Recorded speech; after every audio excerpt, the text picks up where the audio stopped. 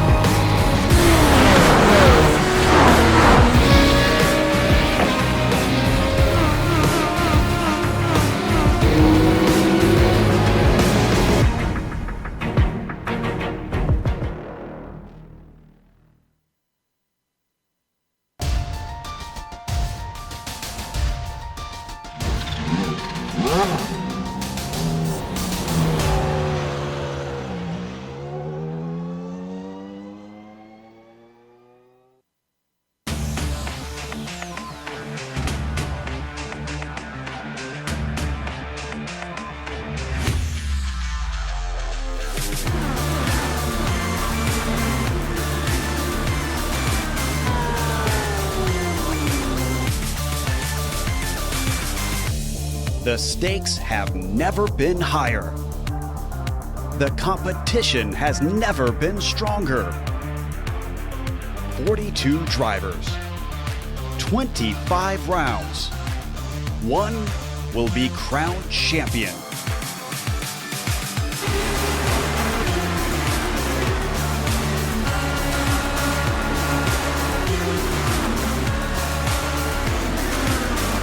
Competition. Commitment, excitement. This is Lionheart. You're watching the premier American Open Wheel Series on iRacing. The Lionheart IndyCar Series presented by First Medical Equipment starts now.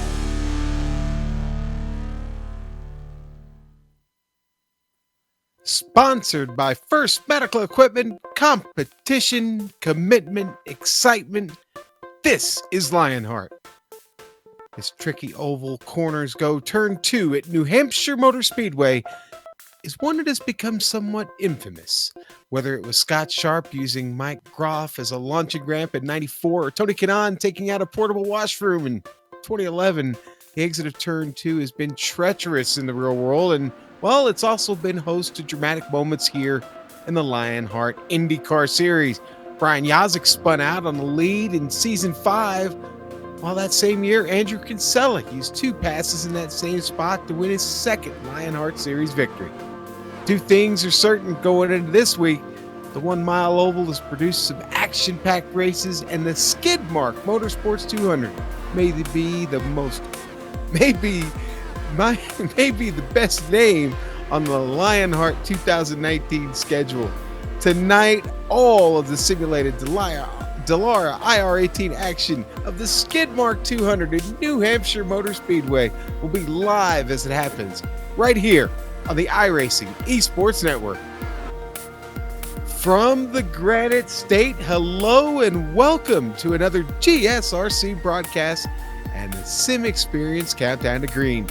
Over the next 15 minutes, GSRC will bring you all the storylines, all the stats and facts you'll need to appreciate the Skidmark 200 at New Hampshire Motor Speedway. That will immediately follow as we count down to green. Coming at you live tonight, my partner, Richie Hearn, a man who owns the fastest lap at Chicagoland Speedway. Not just in an IndyCar, but in any car, folks. Remember that. So he sits alongside me. I'm Sean Ambrose, back with you this week.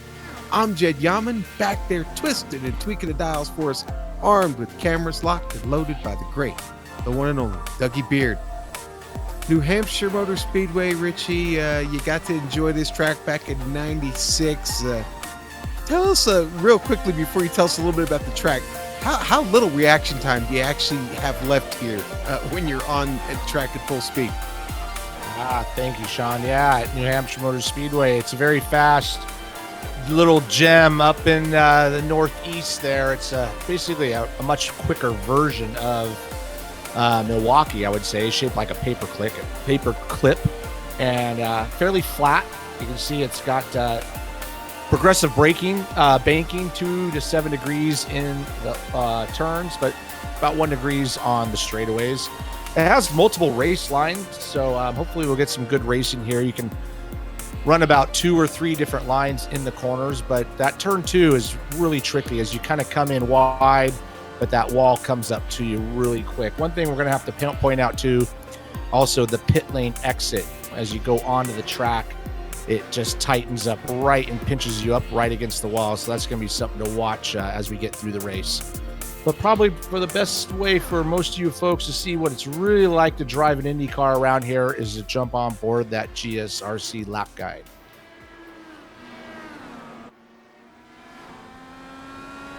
Hello everyone, welcome to the Global SimRacing Channel. I'm Brian Yazek, taking you for a spin around the New Hampshire Motor Speedway in the GSRC IR18 IndyCar. Without further ado, here we go around the Magic Mile, as it is so affectionately called.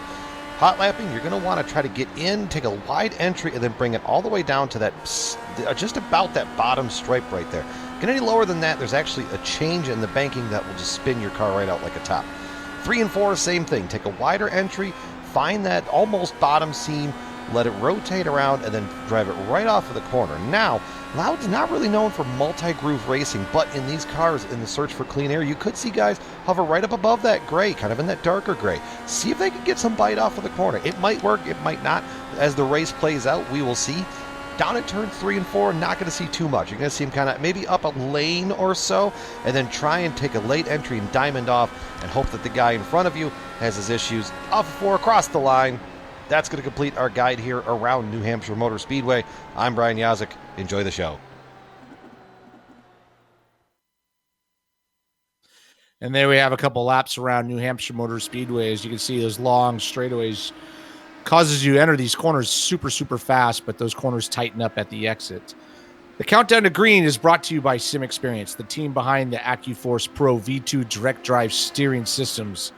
By providing unparalleled realism and the most advanced tuning features on the market, the AccuForce provides a significant advantage to any sim racer. It can also make for an effective training tool for real-world drivers. For more information on the entire Sim Experience ecosystem, including their GS5 seat, stage series motion systems, and the SimVibe software, visit www.simexperience.com and use this promo code SimXLion to get 5% off SimVibe software. All right, Richie, that's my cue to step in and talk about the driver standings. And, well, of course, those are always brought to you here by First Medical Equipment. And, well, the results from Road America leave Adam Blocker really needing an 8th place finish or better tonight at New Hampshire to clinch back-to-back championships. That's really where it sits with him at the top. Now, Dan Guerin is 224 points back, while Andrew Kinsella is further 136 points back at Guerin. Now, Kinsella, with bad luck by Guerin and a great run by him, could in fact get him to 2nd place, but we'll have to see. What's really going on here is 3rd through 6th, and the battle we've got there, that's really the great battle we're going to have left. It's Kinsella leading Larkamp by a mere 18 points, while Justin Weaver and Yazek are both 36 points back of Larkamp. So plenty of opportunity still left, Richie, for them to maybe make a move here and flip over some of those positions before we get done with this season. Now, let's take a look at the Plasma Track team standings. And, well, Adrenaline, based on those performances last week there in Road America, well, they're going to run away with this team championship. But Synergy East holds down 2nd and pretty much safe there in 2nd.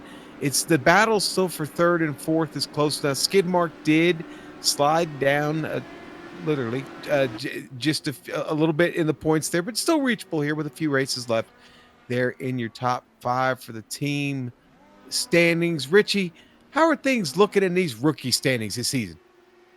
Yeah, let's bring those up here. And these rookie standings are brought to you by Butt Kicker. And really, this is where the championship's been exciting all year long.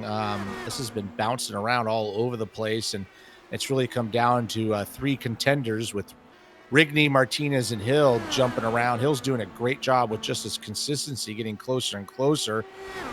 Back at Road America, Mike Rigney, had a netcode event and really lost a lot of points there to Martinez, who actually spun out on his own, but then came back and had a good, strong run there. And John Hill's only 9 points further back. So I think this is going to go all the way down to the wire, as it's been pretty exciting all year. So we'll keep an eye on that for sure. And Richie, practice wrapping up, getting ready to do the qualifying. I want to tell you, everybody, real quick here, the best of the best in the iRacing World Championships, as well as many of the top private leagues like the one you're watching right now, are showcased right here on the iRacing Esports Network. If you haven't done so yet, subscribe to the iRacing Esports Network. And while you're at it, maybe find the Global SimRacing Channel here on YouTube. Give them a subscription too. Considered the premier fixed setup racing league for the Dallara IR18 on the iRacing service, the Lionheart IndyCar Series honors the memory of the late Dan Weldon, and they proudly carry that name, Lionheart, have for many years now. Richie, a lot of fans tuning in probably for the first time tonight. Why don't you go over the series and race details for us?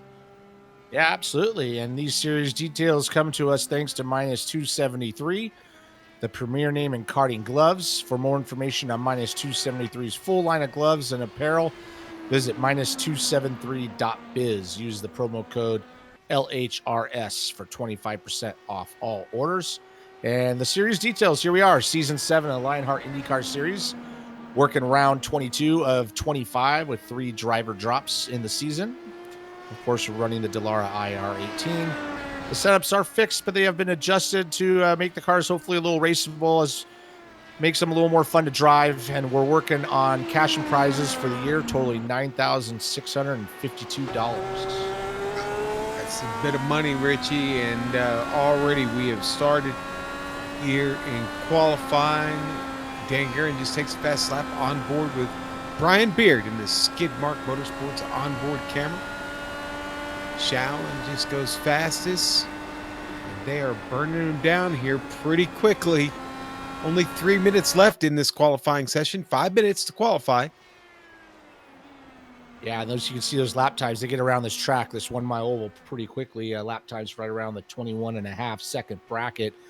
This is going to be pretty close up front. You know, right now, Shallon's up front with 21.51, and Dan Guerin's sitting next to him at a 21.58. Got a good field here. Got Sage Karam's back in the mix for this one, so we'll see how he runs. But Yes. it's going to be a tough one. It's going to be a tough race. I think track position and just kind of surviving for a while is going to be the key. Looks like we're going to have 29 cars. I know Chris Reagan is making his debut tonight in the IndyCar series. He's been running over on the retro side in the Lotus 79s, and George is telling me the kids had good speed, so they brought him over. They're going to give him a run tonight, and right now that leaves us at 29 here at New Hampshire, and with laps just over 21 seconds. Richie, it won't take long to get through these laps if they keep it green. Last year, it was a fuel strategy race. Any chance we see that again tonight? I hope so. That always makes it fun for us to guess on what's going on, and I would definitely love to see some full green flag stops. As I mentioned before, that pit lane entrance and exit is very tricky here. And just mentioning on Chris Reagan, he is a friend of mine. I work with him out at the Corvette, at the Ron Fellows Corvette School, and he's been working real hard to do the best he can out there. And I know he's really nervous that I'm broadcasting, so if he makes a mistake, they don't call him out. So. He's got a lot. He's very competitive, and he's done a really good job. So hopefully he has a nice clean race here, and he just put it 7th on the grid at the moment. As we were talking about him, he does put it up P7. So nice run there by him. And well, you said it just a moment ago. I really think qualifying and where you start this race is going to be very, very important in the early stages here. Especially if there's the threat of any, real trouble, which let's face it, there is. Yeah, I mean, it's just one of those places that, if you're starting in the mid-pack, anything that happens, there's a good chance you're going to get caught up into it. So the farther up you can start, the safer you are. And we'll see. That the car's tricky to drive. The tires take a little bit to get up to temperature. So hopefully they take it easy and kind of get find a good rhythm with everybody. Richie, when you ran here, it was about 170, 175 miles an hour around here at top speed.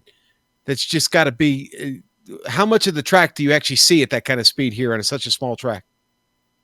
Well, it comes at you pretty quickly, that's for sure. And it's really one of those places that you got to commit to because you kind of drive into the corners full throttle. You just turn in and then you got to lift at some point to let it rotate. But, when you're driving into the corner at, 210, something like that, 200 miles an hour, it takes some, I don't know, maybe a little stupidity to do that. But I always felt good driving here, always had a good run. And, it was a good place to me.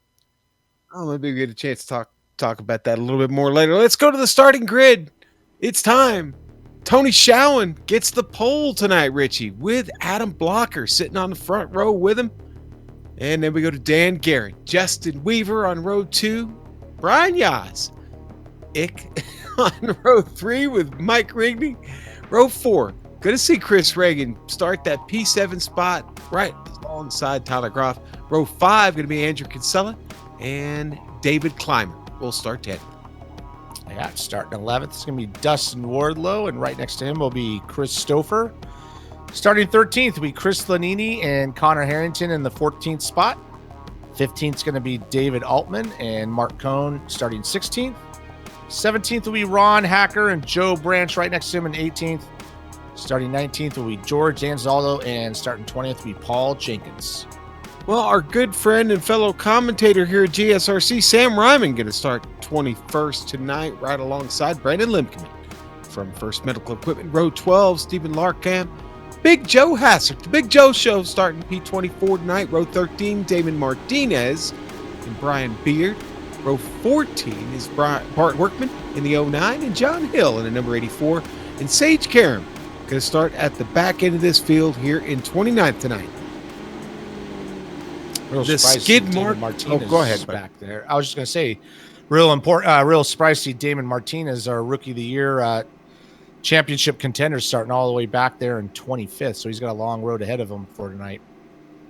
He certainly does, Richie. A long road ahead of him here in the Skid Mark Motorsports 200 New Hampshire Motor Speedway, folks. We're ready. The cars are ready. Everybody's on the grid. We're going to take a, let's see, this is, we'll have one quick pace lap here, I think. Do our onboard cameras here real quick. Brian Beard in that Skid Mark Motorsports onboard camera tonight. We thank them for sponsoring this race here in the Lionheart IndyCar Series. And then we'll move on to Mark Cohn, who is in the Clipping That Apex, clippingthatapex.com. Clipping That Apex, your home for custom motorsports art. And then there's Tyler Groff and the number 26. He'll have another onboard camera this week. This week, it's the minus 273 onboard camera. For more information on minus 273's full line of gloves and apparel, visit www.minus273.biz. Don't forget to also use LHRS for 25% off all orders. Folks, it's time. 190 laps here this evening, and we're ready to go. We've got a 77-degree track. The pace car's pulling off. Tony Schowen's got the field, and he's gone. We're mean green and underway here at New Hampshire Motor Speedway and the Skid Mark Motorsports 200. Second, trying to sort out. I was going to say, just you can see how everybody fans out in the corner, but single files down the straight. The draft is strong here, but the key is getting that front grip into the corner, getting the air on that front wing, be able to get that car turned. So it looks so far so good. Everybody's taking it easy for that 77-degree track temp.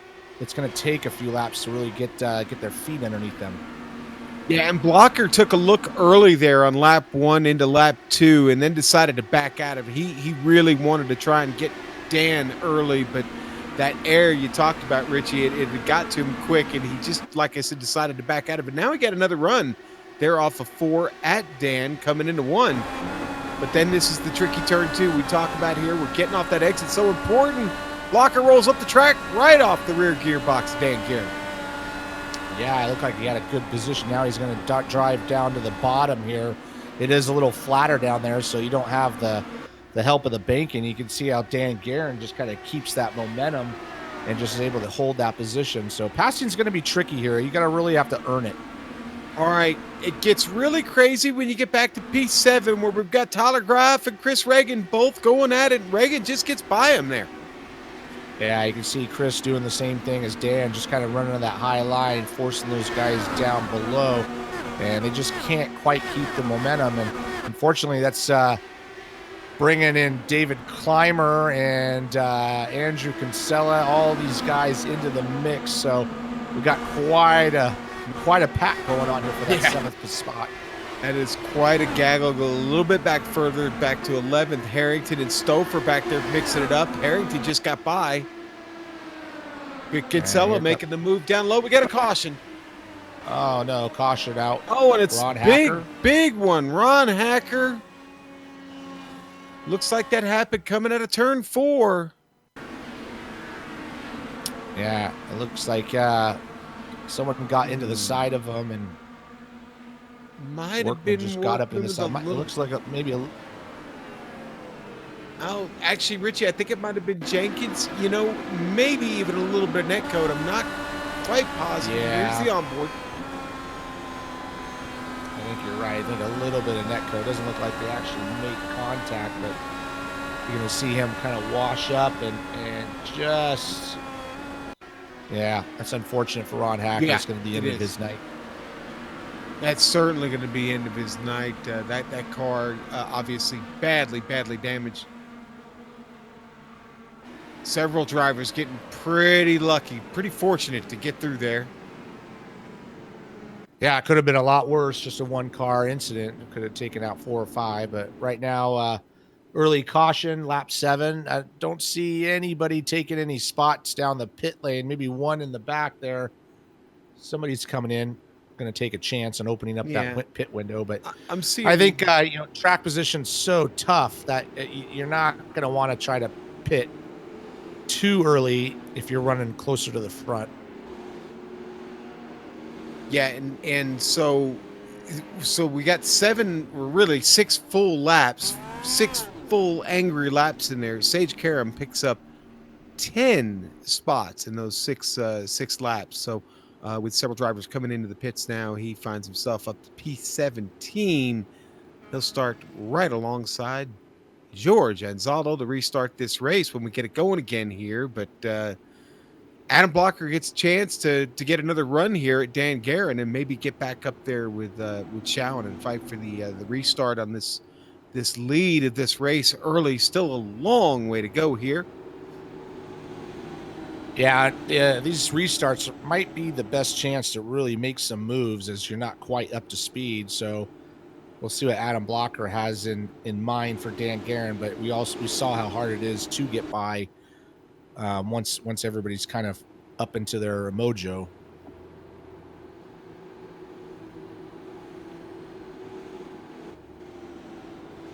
Well, mojo pretty important here, or luck, or voodoo doll, whatever you need. If this is kind of an indication of how this race is going to go, you better have whatever luck you've got close to you, because everybody's going to need it.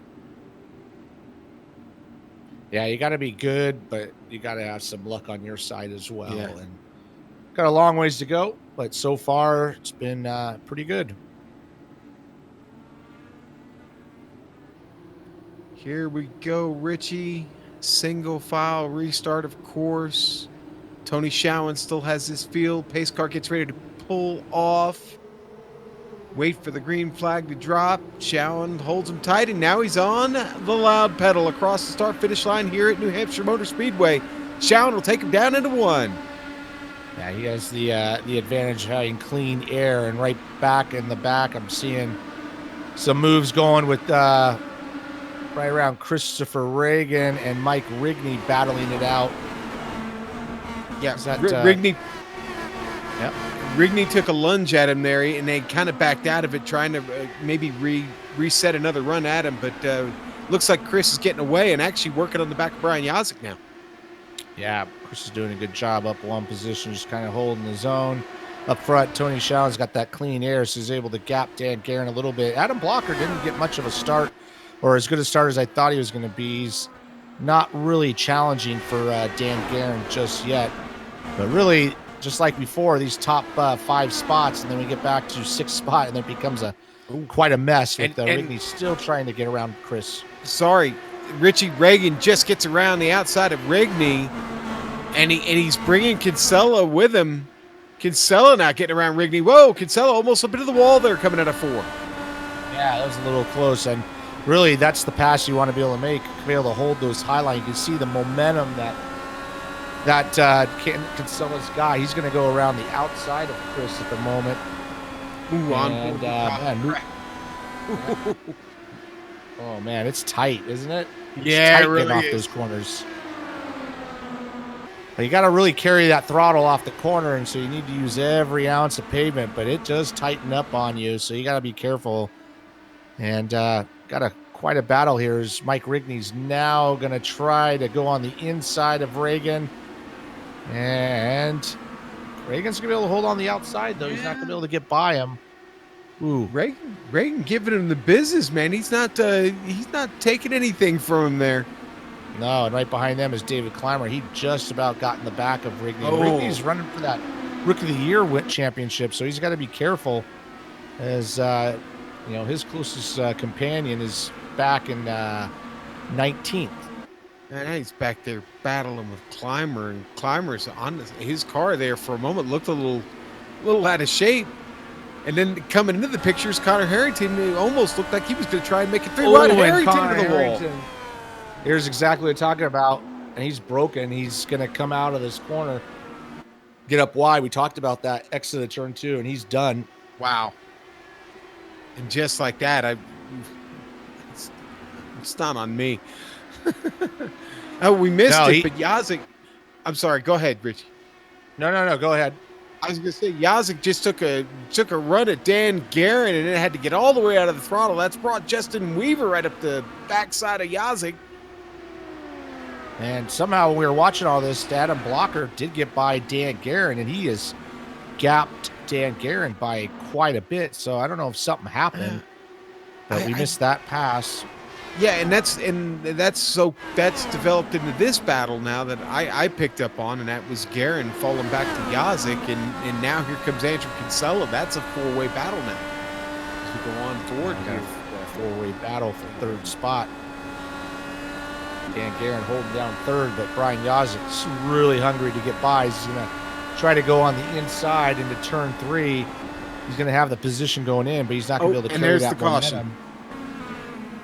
Look, it was Stephen Larkamp, spins right down in the bottom of the turn all by himself. Here is the replay. And there wasn't any net code, nothing involved with this. That car looked like it tightened up on him there, Richie. Yeah, it looked like he just had a lot of steering in that car, trying to hold the bottom and got on the gas and just kind of came around on him. Fortunately, single car incident, but he is going to be done for the night. Backs it up into the wall. Everybody gets by. On board here with Sam. Number 63 Control Chaos car gets just by it. Good job there, Sam. Yeah, nicely done. And that's kind of what you have to do. You got to be good and lucky as well. So, so far, a couple cautions, but just single car accidents so far. And everybody in. Yeah, here we come. Everybody taking their stop. Lap 21.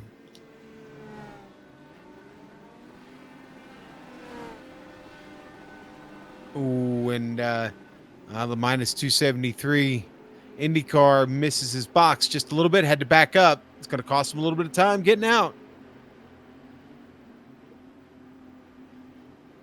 Tyler Groff going to lose a lot of time on that. If we can follow them coming out of the pit lane, I want you to see how tight it is getting back on the track as they go around this corner. It's literally one lane. So if you can stay on board with this right here, and as they come around right at the end, you're going to see the wall come out right there. And man, that is so hard to do at speed. And I've clipped that into modified, running the SKs and tour mods here, and because of the offset of the modified, honestly, you think you're always worried about that right side, and you pay maybe a little less attention to the left side. And I've clipped that a couple of times, man. It's not any fun. Yeah, if it's not a big deal in the yellow, but under green, that is going to be Yeah. a sticky point for the race, I think.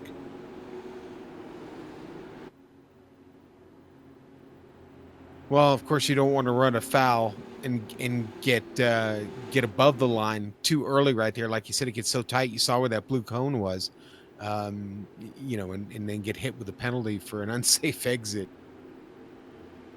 Looks like we had a couple of guys stay out. Maybe they pitted earlier. So Joe Branch and Paul Jenkins. Yeah, they did. And so that puts them out on 14 lap old tires here, Richie. Yeah. And I don't know. Clear air though.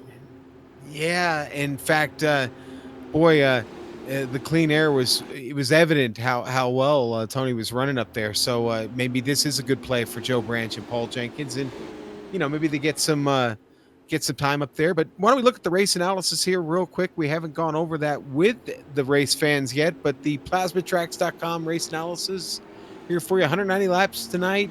We think they could do about 51 laps on fuel. Everybody just came in.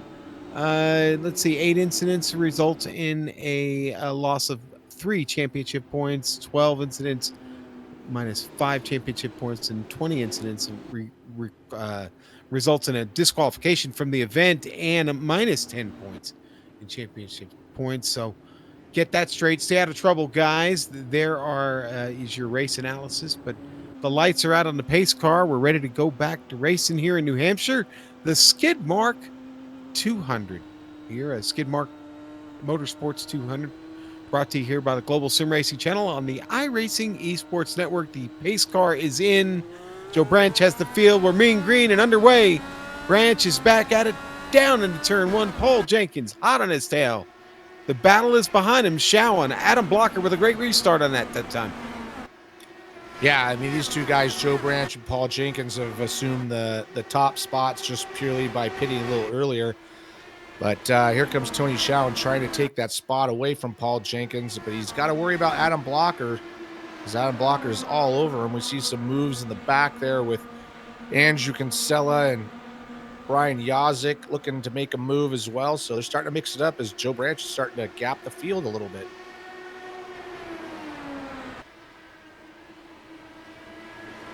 Well, apparently that did pay off because they've been able to keep pace.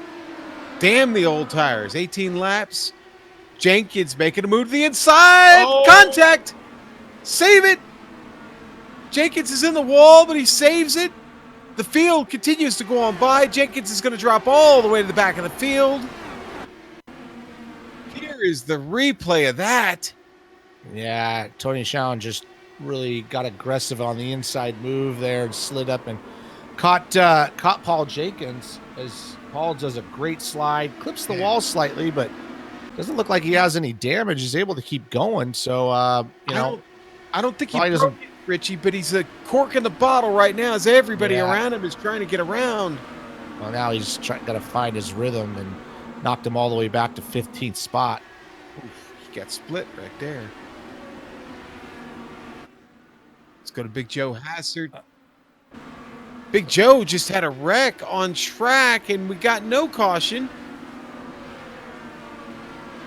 Yeah, he kind of went. He's going in the corner. He gets run into the back of. Was that Sage that hit him? Sage was one of the cars that got into that. Workman hit him, and then Sage kind of caught a little bit of that. Surprised no yellow came out.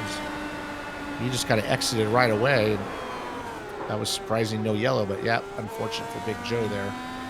Unfortunate for Big Joe. Unfortunate for Sage because he's had to come in as well. Wing damage on that car. And in this battle here,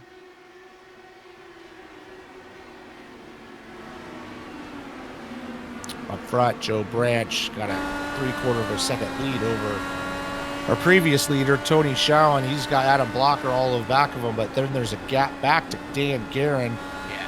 And he's getting run over a little bit by Andrew Kinsella. Andrew Kinsella's trying to go to the bottom, but Dan's not giving it up. Not easily. Not at all. And then you got Yaz here, Weaver, Mike Rigney at your battle for 6th. Man, Andrew Kinsella. Yeah, he really is trying to set this up, but Guerin keeps getting the better runoff exit. At least off of 4. Dan's looked really good there, Richie. Yeah, he's doing a good job of keeping that momentum and forcing Andrew to pinch it down low. And you think you got the pass made as you drive down on the inside of him, but... Oh, Blocker running at Showen here. Yeah, or I'm sorry. Yeah. I got it right. Yep, Blocker's trying to get right up underneath a Showen. But same type of thing. You can see he kind of gets down underneath him, but he just can't quite keep the momentum. The high line is what's really working for you. Oh, no. What was it this time? Workman with trouble this time.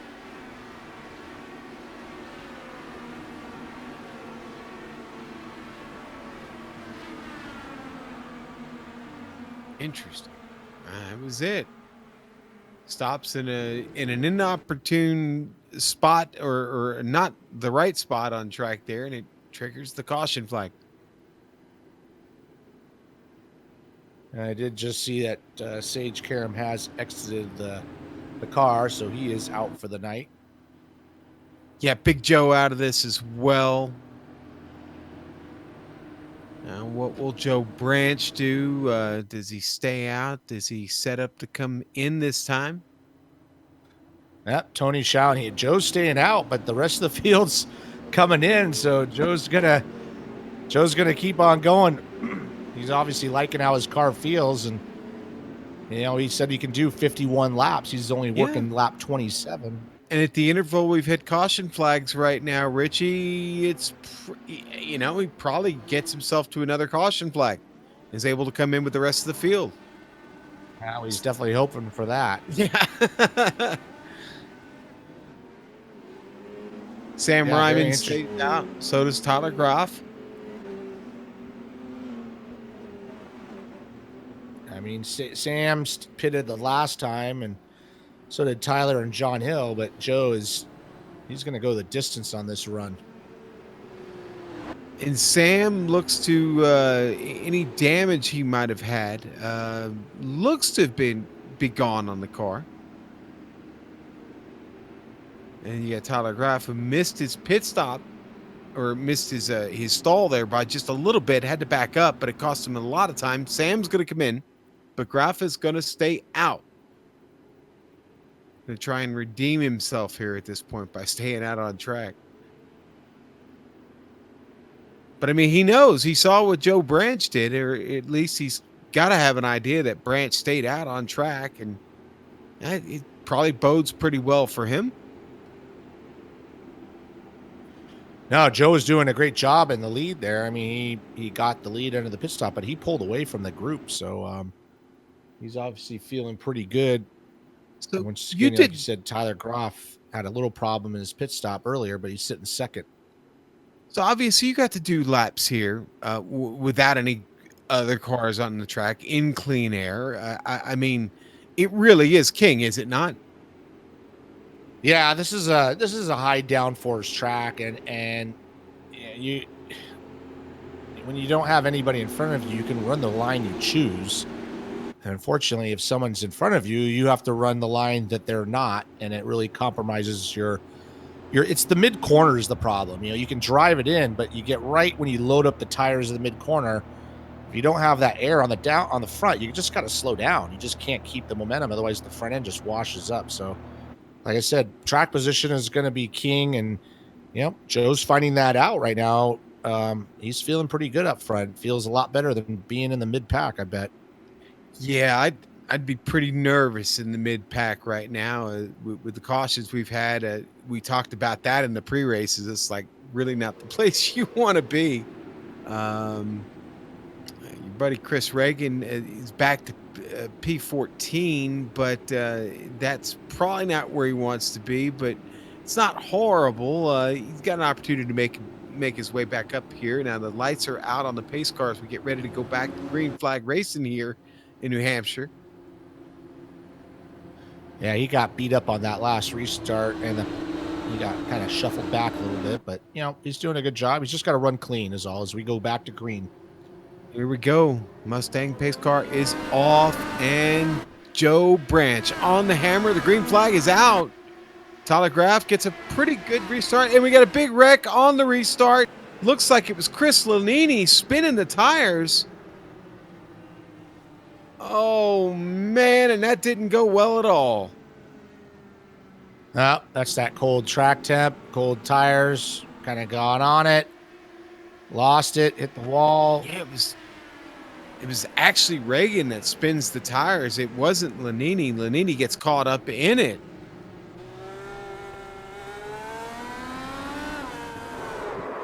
Oh, yeah, it was Chris. He lost it right in front of those guys and flipped upside down. And, yep, that's going to be the end of his night. So I know he's not going to be happy, but he did good at the beginning there. On board with Paul Jenkins right here. He's just, man, Paul almost got by that. Wrong place, wrong time. Another on board here. This is the one with Chris Lanini here. Just a bad break all around for all those drivers involved in that. Yeah, and, I kind of found that out when I did a little practicing here. It really is tricky getting up to speed, and so just a little bit too much throttle, and unfortunately ended a couple people's nights.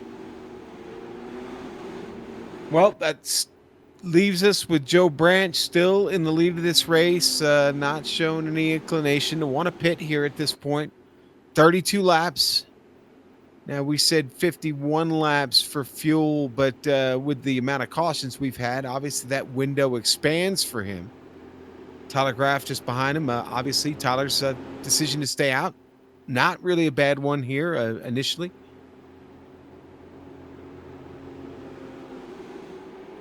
So we've had a few movers and shakers in this race. Damon Martinez, one of our big movers, he's back there in 14th, but some of the attrition and a little bit of luck, like we talked about needing to have, he's up to P14 after starting back 25th tonight. Yeah, it's important for him because he's not. Mike Rigney's down to 9th, so that's really the guy he needs to beat. So after that poor qualifying, it's done a good job missing everything, getting up there. Yeah. Obviously, you got to give a shout out to Joe Branch, starting 18th, running up front. Right? I mean, he is the story of the race right now. I'm not even going to call it a gamble. It was just a straight up decision. I'm staying out. I have plenty of fuel. I still have good tires. And I'm going to be in the clean air here up front. Strategic move, the right move probably. And it is certainly working out here for him as we are now, just 100 and at the stripe, 149 laps left to go.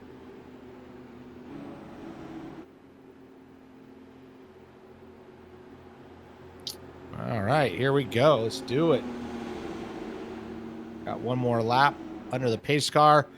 Like to point out the track temp is down to 77 degrees. So, really, that's pretty cold. Normally we run in the the hundreds. So, that's what makes those restarts a little tricky. So that might not be the first time we see that happen tonight. Do you remember what the weather was like? You were there in August, I think, like if I remember correctly. It was like August of 96. Yeah, still pretty warm it was up there? in the summertime. It was warm, but it did rain, so we had a rain delay, so it wasn't extremely hot. I remember it was really cloudy but it is humid there, that's for sure. Yeah. Well, you're on the upper northeastern coast there, so humidity definitely exists. All right, folks, here we go. We're getting ready to get restarted. The Ford Mustang pace car brings him around. Joe Branch been out on these tires for a bit. He doesn't care. He's got control of the field, coming out of 4, and he's on it. The green flag is back out. Joe Branch back in the lead. Tyler Graff follows him down into turn 1. Tony Schowen back there in P3 being chased by Adam Blocker. Dan Guerin. Yeah, Adam Blocker got a little wide going right through the middle of turn 1. Looks like he's going to get challenged for that position. It certainly is. Here comes Dandy Dan. Oh, boy. It's really narrow out of turn 4 there. Dan has to let up a little bit, let him go. Dan's got to watch out, though. Here comes Andrew Kinsella. And you can see that how that happened in the corner, how Dan had to get out of the gas and lose all that track position, and that's brought the other group right behind him. So if you go into the corner too close to the car in front, you lose all that aero, all that weight on the front. You just got to get out of it, and it kills all your momentum. As Andrew Kinsella is going to go up high, as you see from Brian Yazik's camera. Andrew's trying to run that high line. Yaz looking for an opportunity to here for those two to mess up and maybe him get through. Yazik's bringing Justin Weaver with him. Weaver down a few spots, trying to get him back here. I don't know if you're seeing it, Richie, but Dan looks like he's maybe struggling with the connection just a little bit. Yeah, I did see that a little bit. So we'll see if that holds tight. He's got Andrew Kinsella right on his gearbox, and the Andrew's going to go up high. That's bringing Brian Yazik, though. He's seeing the opportunity as Dan and Andrew fight this out. Brian's going to go where they're not. And just can't get it done. Oh, here comes Brian Yazik now. Yeah, Brian's going to get the run going into 3. He's going to dive down to the bottom, but Andrew's going to have that momentum up top. Not able to clear him. Amazing recovery by Kinsella after kind of struggling there a little bit on one end of the track, then comes down to the other end and takes it back. Oh, and here comes Weaver on the Yazik. Watch out, Brian. Yeah, now Brian is under attack from Justin Weaver as he goes down to the bottom, but same thing. Brian Yazik's got that momentum up top and able to keep it going, and that's bringing Mike Rigney into the mix. Rigney back to racing here.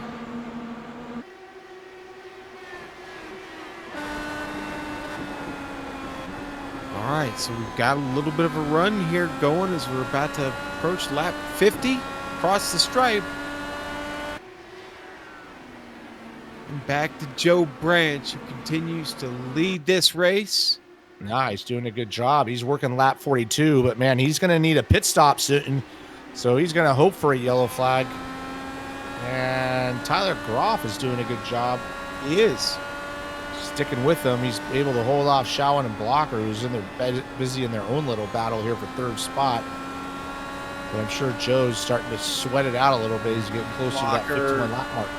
Boy, I'm sorry, that was awful close on the minus 273 onboard camera with Tyler Groff. But we need to get back to that battle between Blocker and Schowen, because they just went at it across the stripe. Schowen trying to take it away. Blocker's going to get it back. Yeah, that high line is really the key to keeping that momentum. Those guys, I think it's obviously a little more banked, has that progressive banking. That little bit of extra banking is really helping these guys keep the momentum.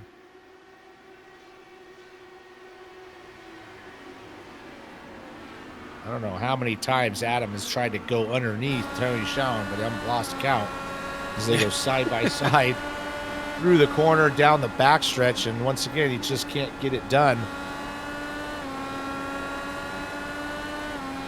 Joe Branch is doing a good job. He's starting to gap out Tyler Groff a little bit. He's got a half a second lead, but he's getting closer to that pit window. If he has to pit under green, he's going to lose at least 1 lap.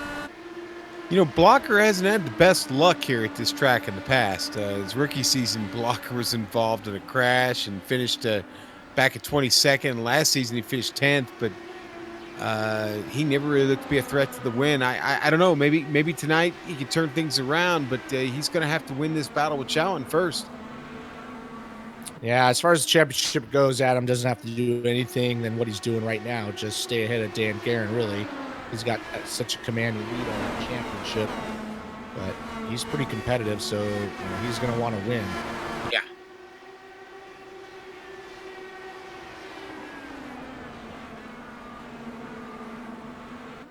All right, Joe Branch still out in the lead by a healthy 3/4 of a second, getting closer to working 48 laps here. Once again, nothing's changed between Schown and Blocker. Blocker on the inside, Schown carrying the momentum. Dan Guerin still holding off a whole train of cars. He's got Kinsella, Yazik, Weaver, and Rigney all stacked up behind him, but nobody can make it move. Yeah, and remember, Kinsella's a driver who's won here. Got his second Lionheart win at this track. Kinsella knows the way to victory lane, playing it patient back there, not tangling it up with Dan quite yet. On board with Dandy Dan there. Lock precision. Knowing Andrew, I was going to say, knowing Andrew, if he can't make the pass, he's going to sit there and try to save some fuel, but he's got a good run going into turn 3, and it looks like he's going to get it done. Oh, no, he's not. Oh, that's so tight coming off the corner. That almost, here comes Brian Yazik trying to squeak in on there. Yeah. You can see how tight it is. Yazik had a big decision to make, and obviously one of them could lead into getting in a wreck there, and Yazik's in a tricky spot here with these two fighting side by side. Andrew, I thought he had the pass completed, but not quite. That's going to put Dan back into that 5th spot. He's going to try again here going into turn 1. And just always, it's so deceiving because you think you got the pass made, and then you just have to back off to get the car to turn. And that guy just carries that momentum around you. Yeah, and then you've got Dan, who's had a little bit of shaky connection this evening, and of course you're Kinsella racing next to him, and you've seen that happening. That's got to spook you a little bit too. Oh, absolutely. And net code is a thing on here. We already saw one accident happen with that, so you got to be careful to get too close to anybody. Joe Branch hanging in there, lap 54. He's had a couple of yellows, obviously, so we'll see how long he can extend this out, but I'm sure right now he's really hoping for a yellow flag to come out. Soon. Very soon.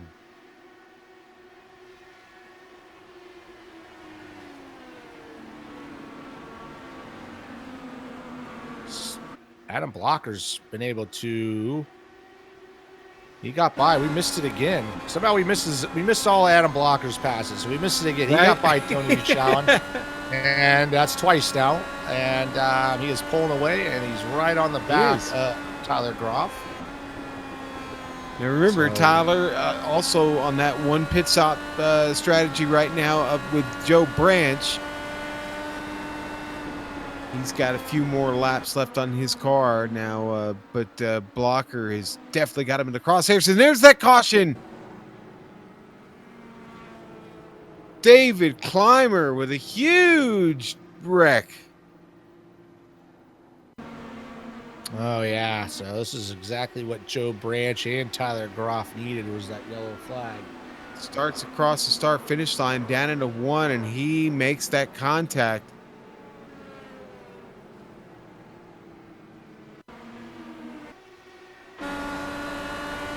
Him and Christopher. Yeah, unfortunately, here they go into the corner, sideways in the wall, and really tears the car up, and it's going to be the end of his day. Don't think it's going to be the end of Stouffer's day. I'm not seeing a tremendous amount of damage on that car. Here it is from up top. Yeah, and maybe that car just drifted a little bit on him. Maybe thought he was clear, didn't know, but Richie, this is going to result in everybody coming down into the pits, including our leader, Joe Branch, finally coming in. This will be his second stop. Yeah, well, right now he's able to work that pit strategy up to the front, so as much as he was sweating it out, probably it's all worked out so far. Yeah, so far so good. He's down and away already. Lights him up, coming down the pit lane. It's going to be a drag strip to the stripe, and Blocker's going to get out first. Adam Blocker and his team really on the wrenches quick. He's able to get out.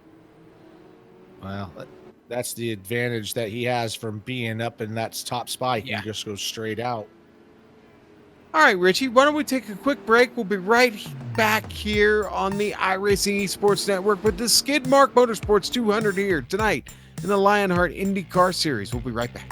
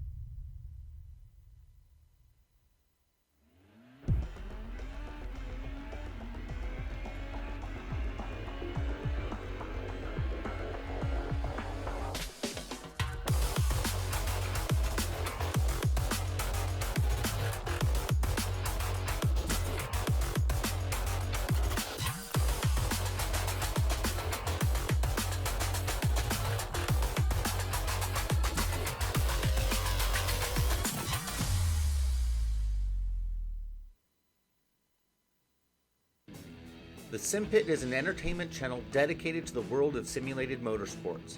The Sim Pit is a leader in providing the sim racing community with news, reviews, interviews, DIY pieces, and instructional videos to make sim racing a better experience for all. Check us out at thesimpit.com or go to YouTube and just search for The Sim Pit.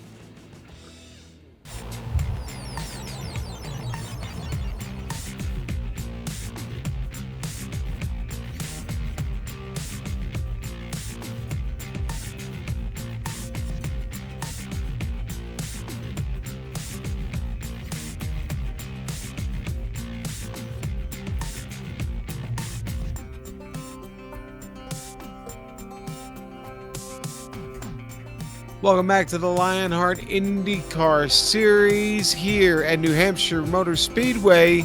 We're ready to go green here in the Skidmark Motorsports 200. George Enzaldo's got the field. He decided to stay out. And he's going to take that gamble that Joe Branch did. George not going to waste any time getting off of turn 4. He's on it quick. He wants the clean air. He wants the lead. He's got Adam Blocker behind him. And he really dusted him on the restart. I don't think anybody expected that. George got off to a very, very quick start there, Richie. Yeah, I mean, you can see how he got that jump, but he was a little loose off of 2. I just noticed he's brought Adam Blocker right back into the motion there. And Adam Blocker's got a really good run. So as much as the clean air was helping George, although he's going to be able to hold him off, maybe, I don't know. We've seen a lot of passes trying to be made, but not a lot of passes being completed. So Joe Branch used it to his advantage to see how long George can hang out there in the top spot. I don't even think George got to lead a lap. I think Adam got him at the line and actually wound up leading that first lap on the restart. And George is struggling. Quite honestly, he got the dirty air of Dan Guerin going by, and boy, that really, really washed him up. And now he's got Joe Branch all over him.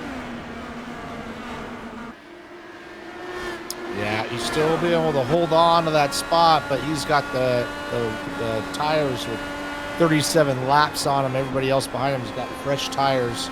Yeah. Adam Blocker doing a good job, and Joe Branch is trying to work his way back to the front. Well, it didn't take long for the cream to rise to the top on that restart. Adam Blocker, Dan Guerin found themselves 1-2. Joe Branch, for his efforts, though, sits here in P4 right now. Things seem to have settled down for George. Yazik is back here in the fight of his life with Showen, who just sent it. Whoa, had to get way out of it there into turn 3. And now Justin Weaver seems to be struggling as he's falling back. Kinsella gets by. Here comes Mike Rigney. There's that Mike Rigney guy again. Yeah, Mike Rigney, trying to keep it in front of Damon Martinez as much as he can. Up front above them, George Gonzalez getting swallowed up a little bit by Joe Branch. He's doing a good job holding these guys off, but it's really stacking the field up behind them as Tyler Groff is starting to get into the motion. As George Gonzalez still holding that high line, though. He's still holding tough, sitting in 4th spot. You have to go a little bit back in the field. There's a little bit of break in the field where you got Dustin Wardlow in 11th. Then it's Mark Cohn, who's kind of caught in the middle.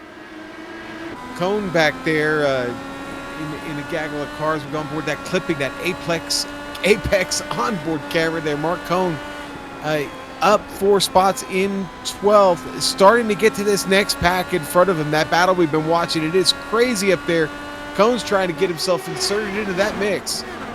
I don't know if that's a mix I want to be in right now with 113 laps left in this race. Well, with the way Justin Weaver and Mike Rigney are racing, that's going to bring Cohn in right into it. Dustin Wardlow's into that mix as these guys fan out 3 wide. You can see Cohn sitting back there trying to get into it. Man, this is not a lot of passes, but man, it's been pretty wild. Yeah, it's been pretty wild racing, that's for sure. Good racing from these guys. And there's Wardlow back there making a move. There's a move at the front, there's a move at the back. It's crazy right now. Yazik right next to Shawan up there. George Anzaldo. And we haven't even talked about that. George recovered. I'm going to say recovered after starting this, the restart. At the lead, has recovered to hang into this battle. And there goes Tony Shaw, and he's going to drive it onto the inside of George, try to send it in there. Doesn't able to get it done, and that, unfortunately for him, that's going to bring Andrew Kinsella to the outside. Now they're going to go almost 3 wide through the middle of the corner.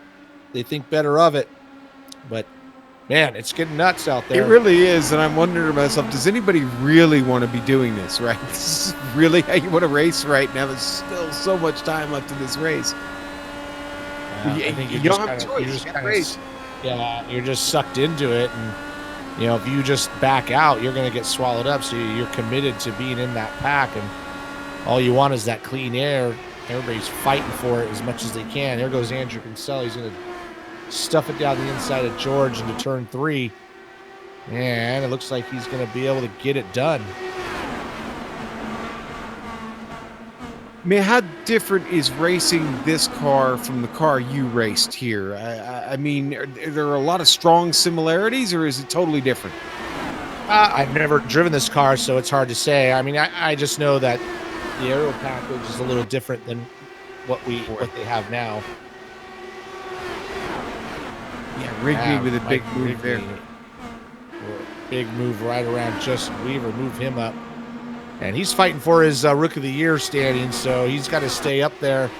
David Martinez he's moved up to 12 spots, starting 25th, but he still hasn't got up to where Mike is. Gonzalo continues to struggle, unfortunately. He's now got back into a battle with Wardlow and Damon Martinez. So we'll shuffle him back on board with Damon Martinez here down the back straight. And the top 2 cars have really kind of checked out. Adam Blocker's got 2.6 second lead on Dan Guerin. And Dan Guerin's got another couple second lead on Joe Branch. Joe Branch doing a great job. Started 18th. Used that strategy of pitting early to his advantage, getting that yellow flag, and put him solidly in the top 3. Up front, not too much battling. The battle is back in the area of the Justin Weaver, Shawan, Wardlow, and Zaldo. That whole area. Man, there's a whole gaggle of cars trying to take every position they can get. Yeah, we've been running for a bit here now, and this has spread out the field just a bit, but they're kind of all over the place, and you got to wonder here, how long is it going to be before Adam Blocker actually starts to see a little bit of traffic?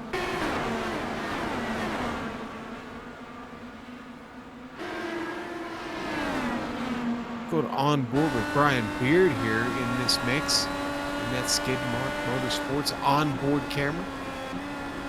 Sam Ryman. Sam hanging in there. He's up 4 spots. Brian's up 10 spots himself.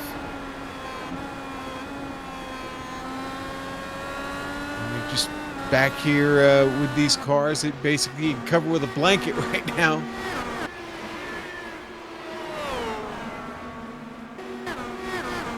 Track temperature, actually, Richie, looks to have come up just a little bit here. It's 77. It was down to 74, wasn't it? I think a little while ago. Yeah, it's kind of going up and down. It is really cloudy out there. As you can see, it's pretty dark right now, but then the sun will come out, and so the track's going to change with that. So it's been pretty steady. Not a big variety of temperature, but it's still cold. That's still pretty low track temp. And 100 to go. On board the minus 273. Onboard camera here, Tyler Groff. Tyler still holding off Yazik in the camera there. Here's a lap comparison. Yazik's certainly been picking some time up on him.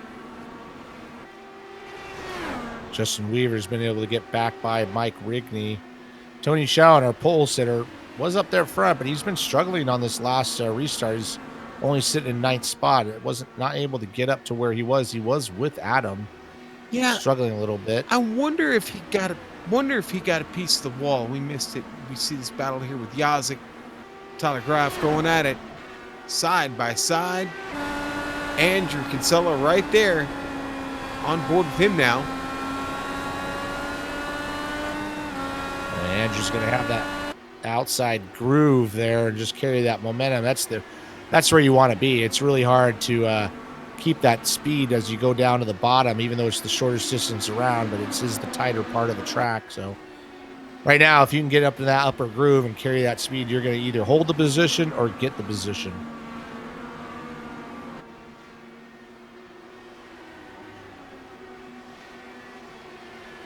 Well, everybody right now on the same cycle except for George Anzalo. Anzalo is in the pits.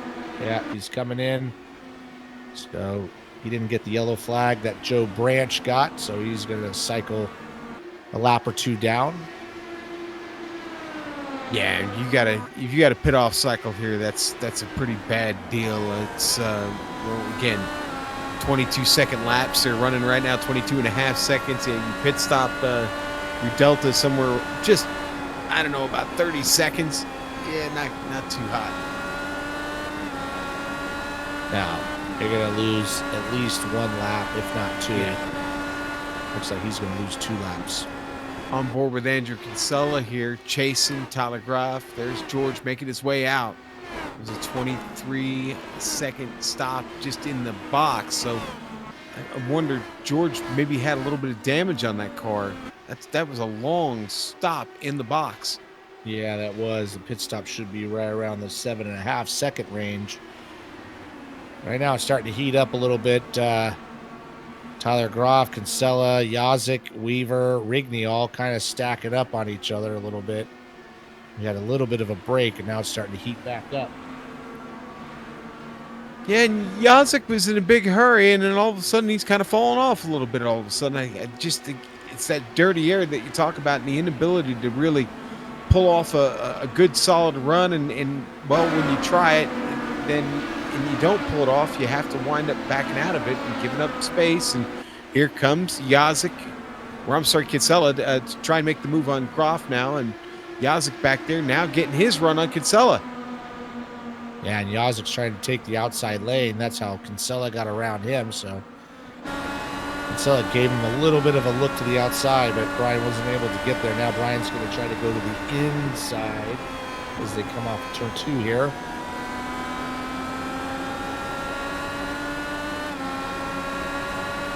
Back through the field a little bit. Damon Martinez, Chris Stouffer, Mark Cohn we talked about earlier, Brandon Linkerman. Brian Beer doing a good job, starting 26th up to 15th. Yeah, and we haven't talked enough about the run that Beard's had as we go back on board with the Skidmark Motorsports onboard camera. But that is yeoman's work here tonight at New Hampshire Motor Speedway. We got a lot of cars sitting out of this race right now. I think about 10 of them from what we started that we're not in the race anymore. And Well, Beard started back in 26, and here he is now up in P15. Go back up here to the battle. Graph is now falling back just a bit. Kinsella just got by him. Yeah, Kinsella got by him now. Tyler Graf struggling a little bit to hold on to that fifth spot. He's got a hungry Brian Yawson and Justin Weaver all over the back of him, so he's probably hoping for a yellow flag soon. He's obviously not feeling very good on those tires at the moment. Man, and I saw Rigney back there just behind them, and he was really running it high, wide, and handsome all the way up near the wall. And he looks to be doing it again, but it got him up to the group.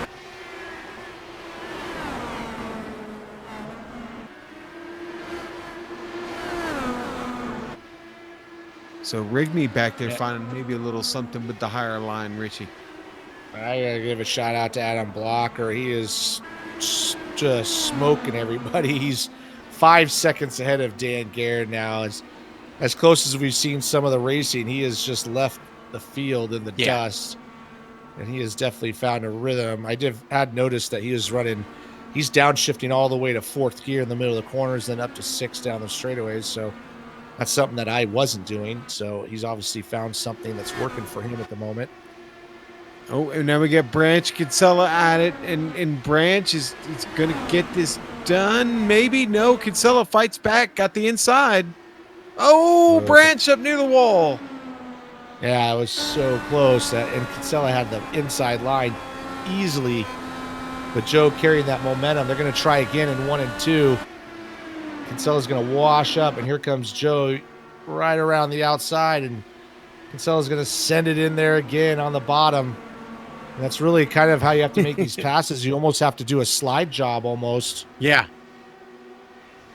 Graf and Weaver back here doing the same thing. They just traded off a couple of times. It's allowed Yazik to actually get away and separate himself from that battle and maybe get to work on trying to find Joe Branch.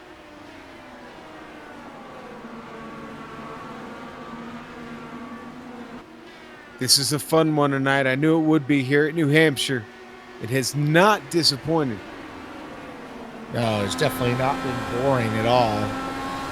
It's been battles all over the place. And we've just seen these guys they have to work so hard to get that pass done. But we're seeing multiple lines, different strategies, so it's been good. We're working lap 43 on the last pit stops.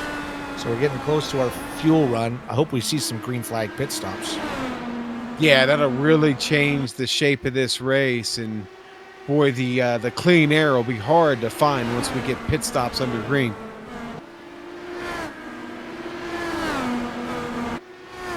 Well, Andrew Kinsella, once he got around Joe Branch, kind of dusted him off. Joe Branch struggling a little bit to hold on to that top 5 position. He's got Brian Yazik. Brian Yazik's been kind of in that mix all race long, but he just hasn't been able to get those passes done. Trying to get it done here. Gonna have to just drive it in a little harder, I think. That's the way Andrew Kinsella kind of did. He just drove it in so hard, and he just kind of held on to it.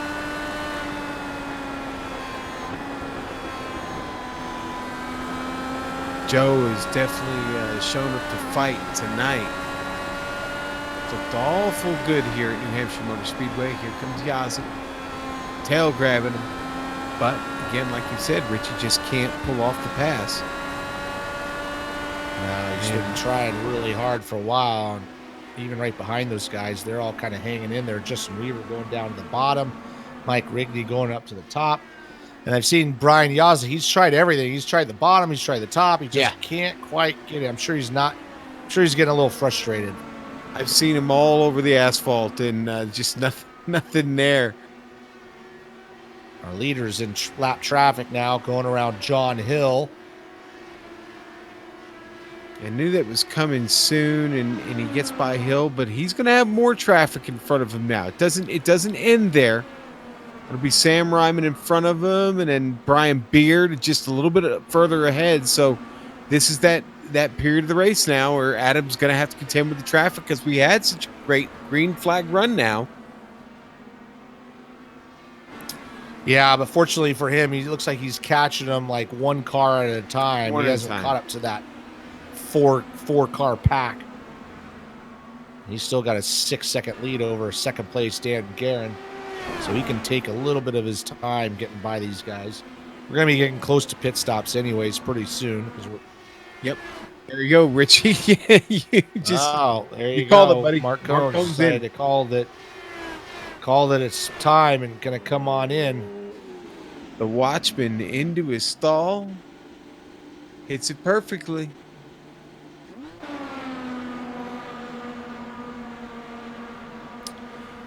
There he is, dropping away. Away he goes. We're going to start seeing probably quite a cycle of cars coming in here fairly soon. Yeah, Blocker sitting on 51 laps right now on his current run.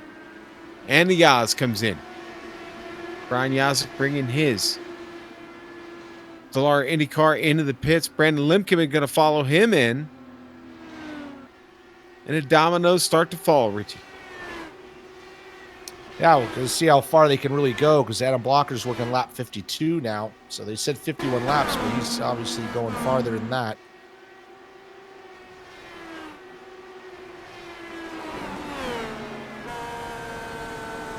And here he comes. He's slowing down. It's a little bit tricky to get into that. That pit speed comes up real quick. Dan Guerin's going to stay out. Yep, Dan Guerin is going to stay out, assume the lead. Joe Branch is staying out. Yeah, it's bad. Well, Joe likes to do that. He likes to stay out, but he is going to push it real close on this window of fuel. Here comes Dan Guerin finally peeling off. So, like I said just a little while ago, this is going to get kind of crazy because we're going to have drivers, cars all over this track in all different spots of the track. Yep. Joe Branch now assumes the lead. Here comes Dan Guerin. Oh, Dan Guerin. Dan missed his box. He had to back up. He slid it in there, had to back up. Didn't hurt him too bad, but it was just enough. It's, again, green flag pit stops. You can't make any mistakes here. No, he lost a couple tenths. Wasn't that bad. But everything counts as he blends back out into traffic. So he comes out right in front. And that was Joe Branch. Was that Branch? No, it was Stouffer. I'm sorry. Well, it was Stouffer that pit. Oh, no. Out. Brian Beard, Rigney. Oh, no.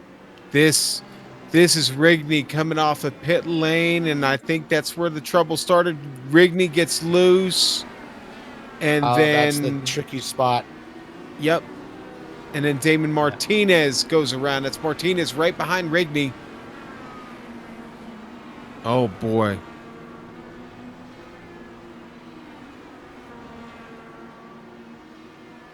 Yeah, unfortunately, Rigney looks like he started to spin and then caused a couple guys to check up. And kind of a chain reaction, yeah. Yeah, it's really tricky getting back on the gas there. Oh, and then he clips another car as he gets going again. He clips Brian Beard here, on board with Brian. Go on board with Sam Ryman here. Get his view. Sam was coming off the pit lane when this all happened. He gets out. Somebody else didn't get out, was actually coming in. I don't remember who that was now, but Sam right behind all this as he was trying to get off the lane. He just got to stop and wait. No choice. Well, he had to stop. He had to stop because the right past these guys is the blue cone, and you can't go onto the track. There it is. Past that, if he went out on the track, he'd get a penalty. So he had to just kind of stop, wait for those guys to get out of the way.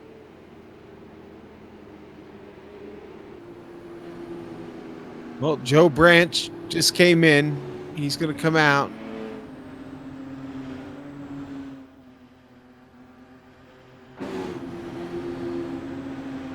Well, that's going to change up our Rookie of the Year points here a little bit because now it's put Mike behind Damon Martinez, and Damon needs all the points he can get to close that gap up.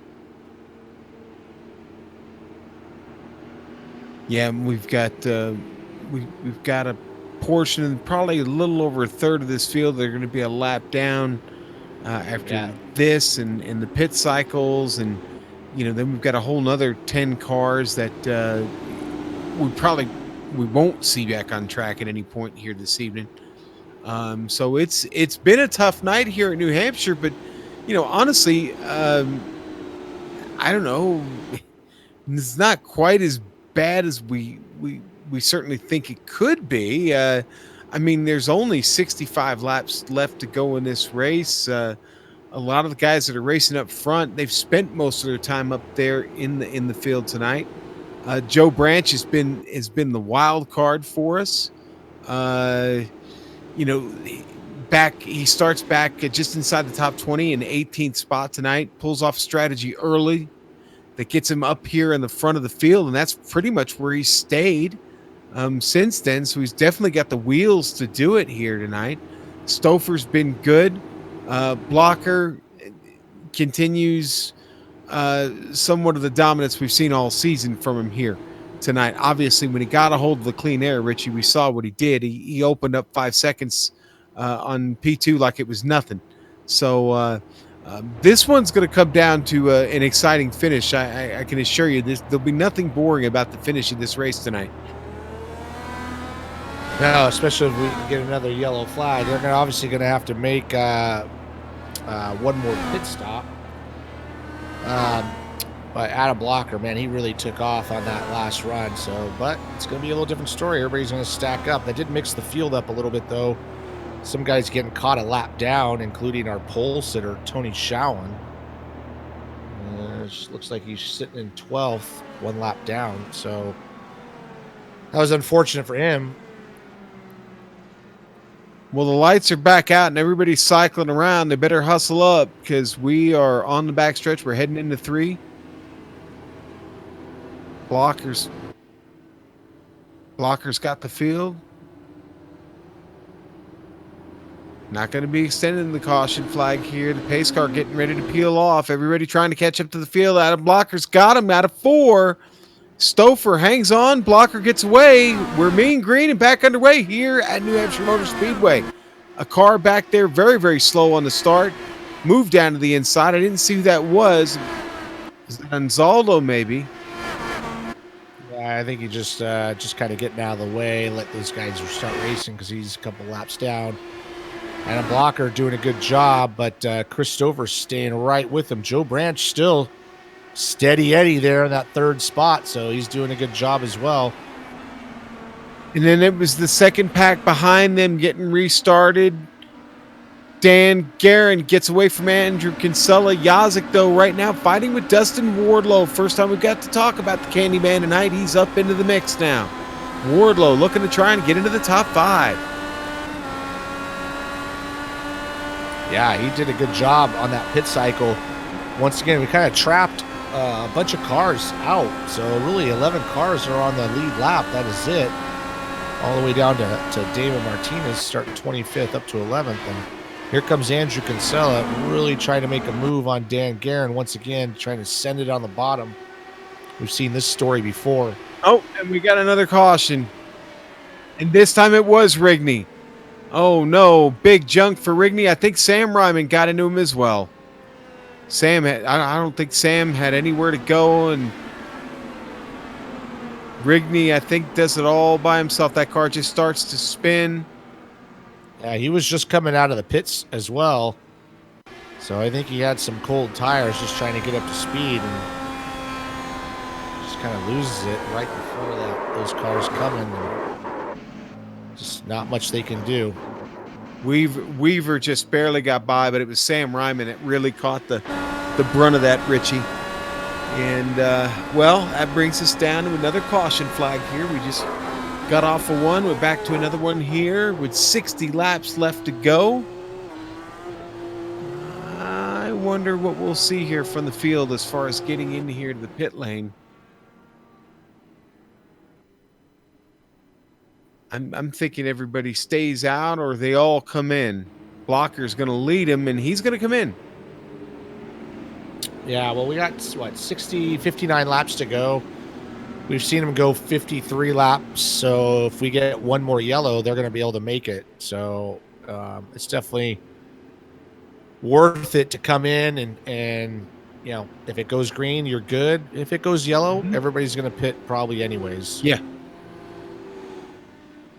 We may get that fuel strategy race after all, Richie, here, considering where we're sitting and the number of laps we got left.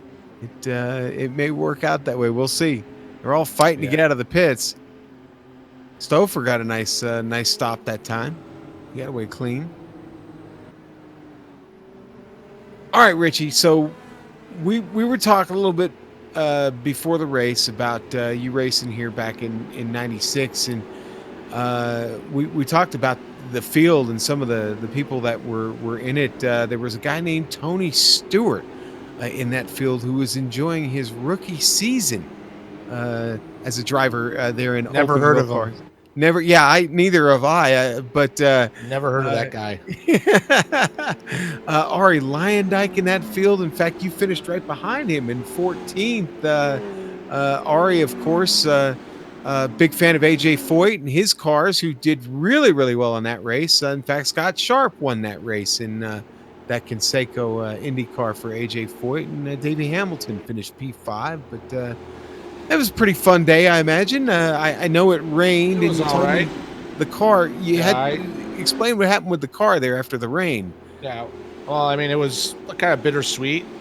Got my first pole there, so ran up front most of the race, but then it started to rain, so we had to stop. And unfortunately, when we were sitting on the grid, my car heat soaked and just started, overheating, or started leaking water, and that was it. That was the end of my day, so I didn't even finish the race. Got the pole, man. Now that was a solo qualifying, correct? Yeah, they do it just kind of like what they do, now. It's just go on ovals. You go out there. I think it was just 2 or 3. I can't even remember now. It's so long ago. It's 2 laps. I think you just go out there and do 2 hot laps. Take your best lap. We're at the beginning or the end of qualifying. Man, you're asking Somewhere in me the middle? questions. That's like 20. That's 23 years ago. Yeah, I all I know. know is I got the pole. So Yeah, that's all that matters. yeah. I'm sorry, I don't does. remember. No, it's all right, man. It's all right. I'm just curious. Of course, really cool that you actually got to run there. But that did. Was that the only race you got to run there, or did you run Atlantics or anything there? No, it's the only time I ever raced there. Okay. So when I went from IRL to kart, kart never went back. Got it. Yeah. Until, kart never went back, Right. and then I was out of the league basically. But it was fun. It's a fast, scary place. So I mean, it's fast, but you're committed. So I said it was kind of like a faster Milwaukee. I probably should say it was probably like a faster Martinsville. Wider and a lot longer, but just really committed in those corners. But it was good. It was satisfying to get that trophy. And we're committed to the restart here as we get back underway here in the Skidmark Motorsports 200. Groff gets off to a really good start there, Richie, and able to pull away from Blocker just a little bit. And you've got the lapped car. It's okay. Is that who's in the middle there? That was Tony Schowen. I'm sorry, Schowen. Who's Who down? was our pole sitter. But Tyler Groff, he didn't come in on that last stop, so he is going to have to stop no matter what.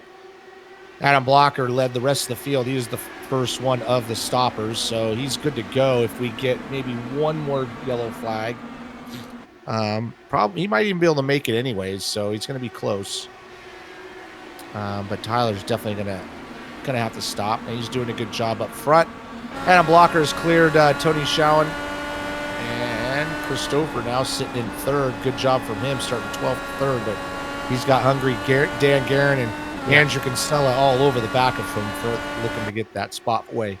And Kinsella and Guerin have been fighting for a while now, and of course, this isn't the first time they've ever fought together on a track. So, a familiar battle here between these two.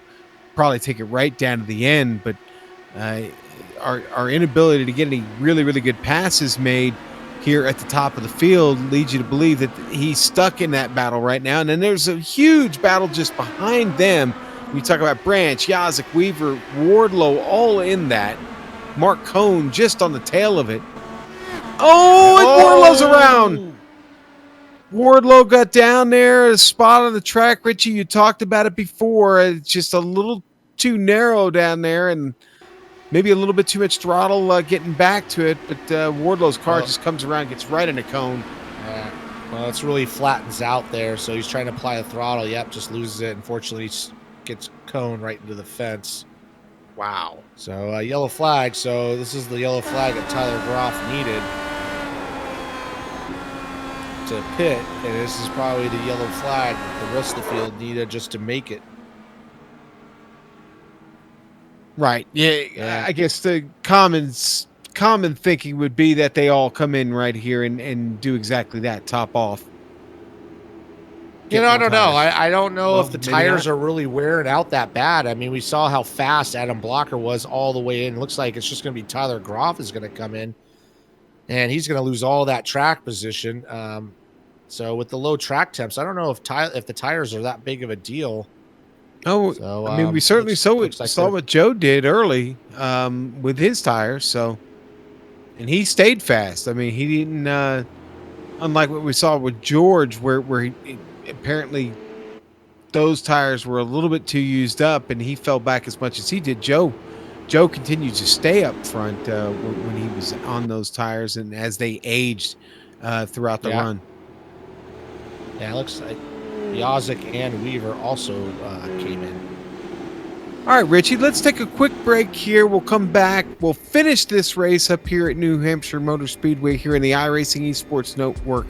Don't go away. We'll be right back.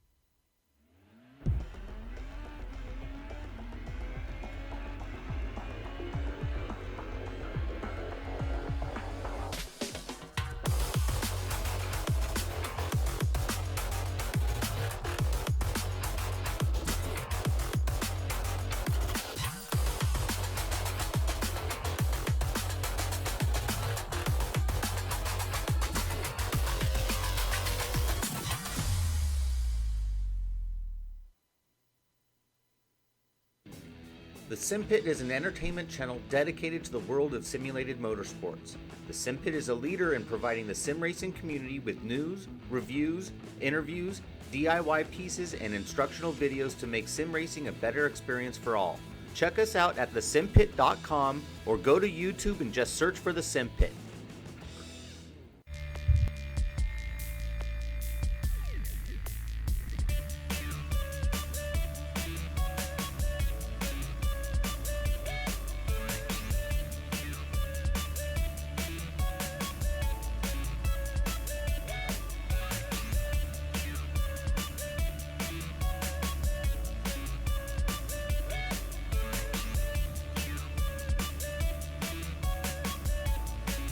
Welcome back to the iRacing Esports Network and the Lionheart IndyCar Series on tonight here with you with the Global SimRacing Channel, the Skid Mark Motorsports 200. With about 47 laps to go when we get to the stripe, the pace car going to pull off now. The lights are off. It's away. Adam Blocker's away. Back on the pedal here across the start-finish line down into one. He'll continue to lead this race with Chris Stouffer chasing Dan Guerin, Andrew Kinsella, and Joe Branch. Now Damon Martinez also up to P6. We talk about big movers. Martinez started this race back in 27th tonight. Or 25th. It's gonna be a big points haul if he can keep that there for his Rookie of the Year standings, as his closest competitor there in this championship was knocked out.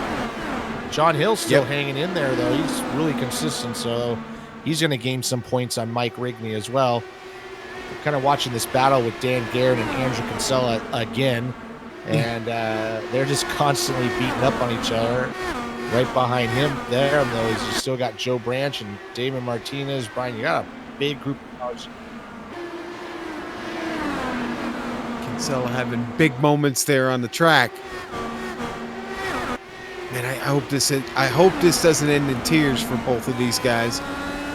They've raced well, but they've raced really, really hard, and you just don't want to get bit here with as few laps to go as we've got left at this point. We've made it almost the whole way. Yeah, they're both pretty smart drivers, so they've been racing each other for a long time, so they kind of know their limitations. And I have a feeling that Andrew eventually is going to get by, but man, Dan's doing a great job just holding them off. He's kind of taken both lanes down low into the corner and then up high at the exit. It's given Andrew nowhere to go.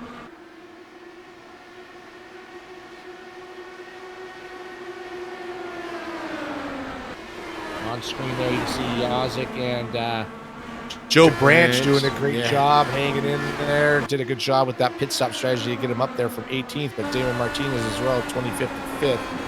That's a big group of cars right there. Anything can happen. Really is now being led by Martinez, who got around Yaz. Yaz and Joe Branch now find themselves side by side, and Justin Weaver back up into this battle. Weaver's going to get alongside Branch now. Yazik able to get ahead. Martinez looks awful quick, man. He's kind of finding his rhythm there, but we've seen it all race long is that, people can get in front and nobody can get around them. You don't have to be that much slower to hold them off. So hopefully Brian Yazik, he's been in a battle all race long with a bunch of people, but he has struggled to make those passes complete.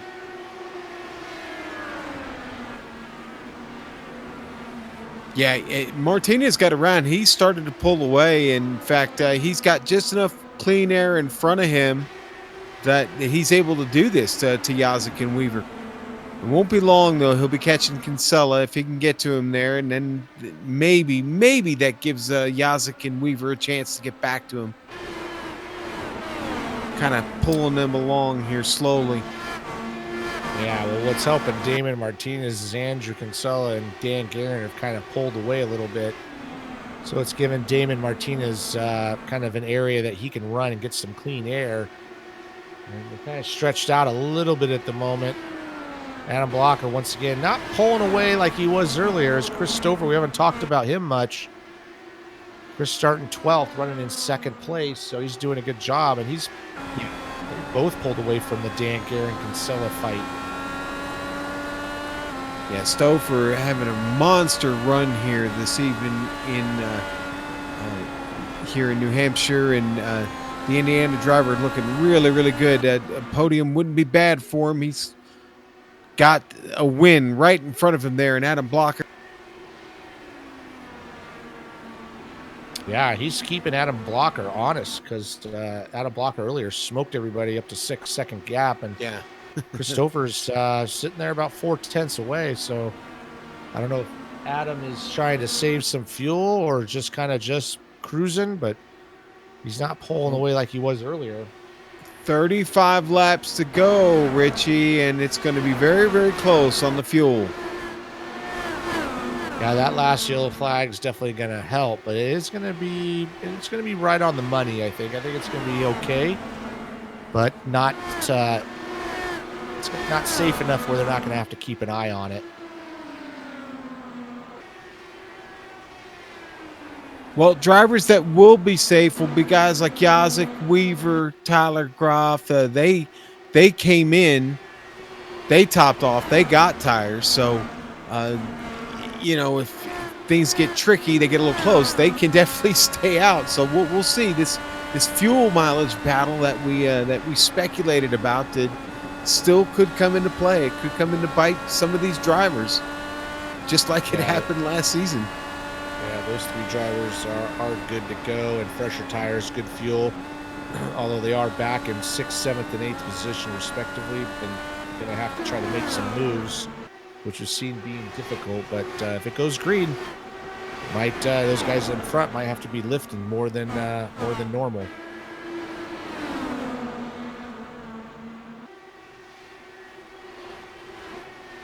Damon Martinez doing a good job holding off these guys. He's got just enough gap on Brian Yazik to where Brian can't really make a move.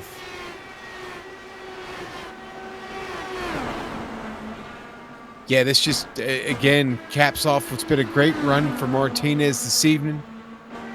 Yazik still fighting.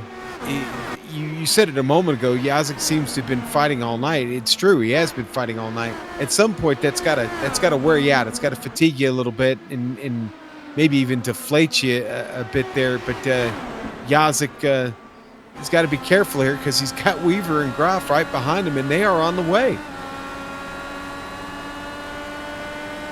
Yeah, we've seen Brian. He's been in some good battles, but he's struggled to really get the passes done. And right now, he's struggling with the dirty air in front of him, and he's got these two guys trying to split him in the corner. So he's been busy. Oh, here we go up to P3.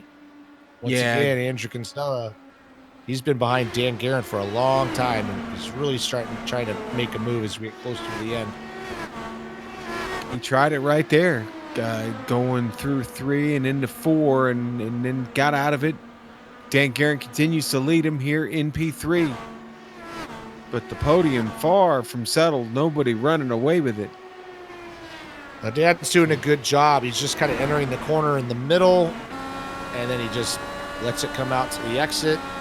And it's just not giving Andrew anywhere to go to get some clean air on that front wing. And I think Andrew's going to try to go around the outside like you're seeing right here. That's going to be his best option, but it's going to take a while to build that up. And honestly, I don't know if this race has ever been more spread out than it is right now, Richie. Yeah, I mean we only have 10 cars on the lead lap, so some of those guys running. We only have, I think, 15 cars racing at the moment, so it's pretty spread out. But, here comes Andrew Kinsella. Yeah. He is right behind him. He came off that corner, and he's going to have to just go into the corner and try to go drive around the outside. I mean, he's just not going to be able to make it on the inside. Well, obviously, timing the timing of it all has got to be really, really tight. You agree with that? Timing's, yeah. I mean, if Dan just hangs out wide a little longer, it forces Andrew to get off the gas. So it's really, you got to give credit to Dan. I mean, he's just running the perfect laps. And even though he's not the fastest, but he's running the perfect laps. He's running just the right line to keep those guys from getting by him. Right, and they're dealing with a little bit of traffic now, getting by Ward. I think that's Cecil Wardlow they're going by. Yeah, it is. Cecil Wardlow getting by.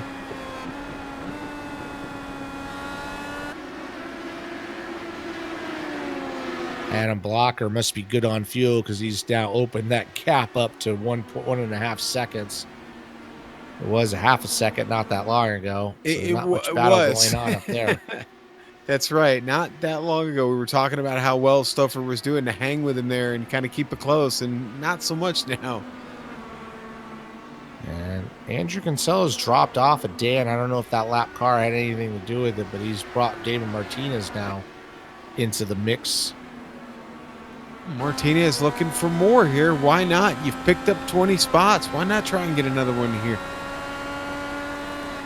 Yeah, I mean, this is going to be, this is probably, if he finishes right here, it's probably going to put him in the lead for the Rookie of the Year standing. So I believe he was only, 19 points behind.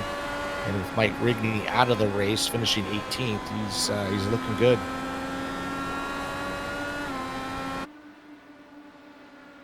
$20 laps to go, getting closer to the end. I hope it goes green the whole way, just to see how it plays out. Yeah, well, I'm with you. I want to see it play out that way as well. I really do. I'd much rather. I want to see these guys. I want to see these guys try and make it on these fuel on the fuel that they've gambled on here. Getting reports though that maybe Martinez maybe soft shoeing it a little bit. So Richie, maybe one driver concerned with the fuel here at the moment. Yeah, and just as we talked about Adam Blocker opening the gap, it's closed back up to 0.8 of a second. So it might be the same thing. Adam might not be as good on his fuel number as he thinks. So they're starting to kind of pedal it back a little bit. They're all working lap 41 since the last stop.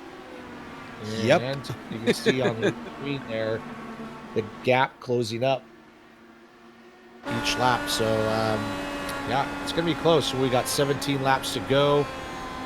17 and 41 is, 58? We did have one yellow there, so it's going to be really close. Yeah, doing math. It works out. I can add pretty, whole numbers.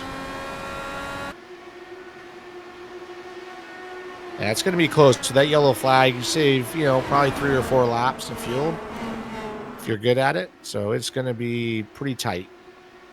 So if we want to look at that, that brings the question into Brian Yazik, Groff, and Weaver, who did pit. Yep. And they don't have to pedal it. In fact, Weaver right now, right up on the rear wing of Tyler Groff, and looking to make this pass. He's actually going to pull that off pretty clean. Groff going to let him have it. In fact, I think Groff might have made a little contact with the wall there coming out of 4. He hasn't got it yet. But Weaver, they're going side by side. Here comes Brian Yazik right in front of them, right onto the back of Damon Martinez. So I think you're seeing a little bit of what you're talking about, is Martinez having to lift a little bit into the corners to save some fuel. And Brian does not.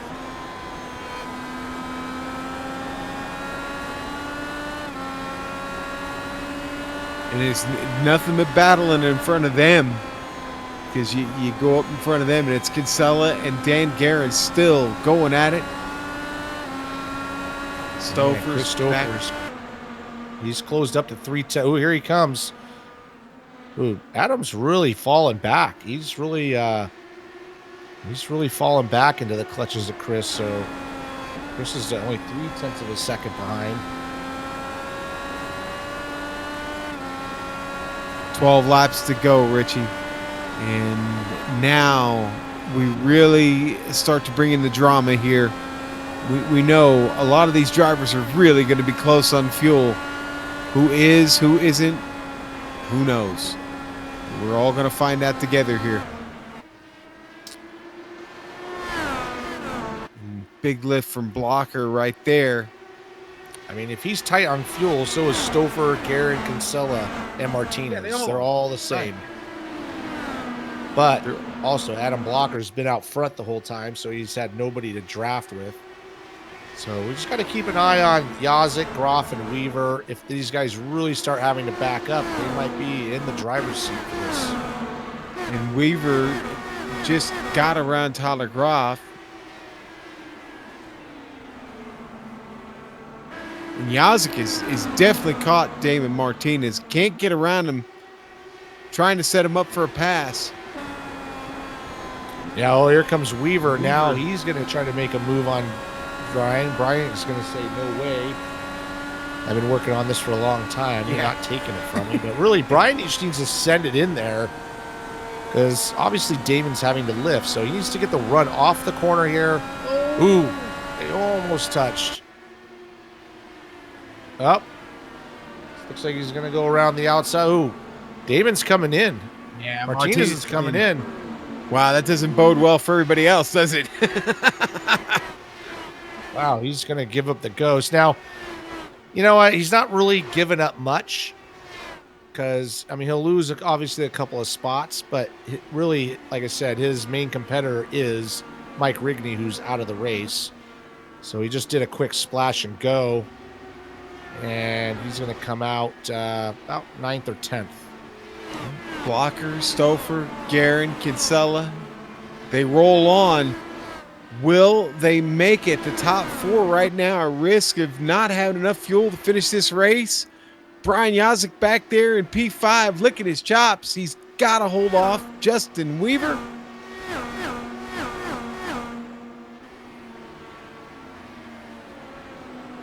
We know Adam Blocker and Andrew Kinsella are really good at saving fuel.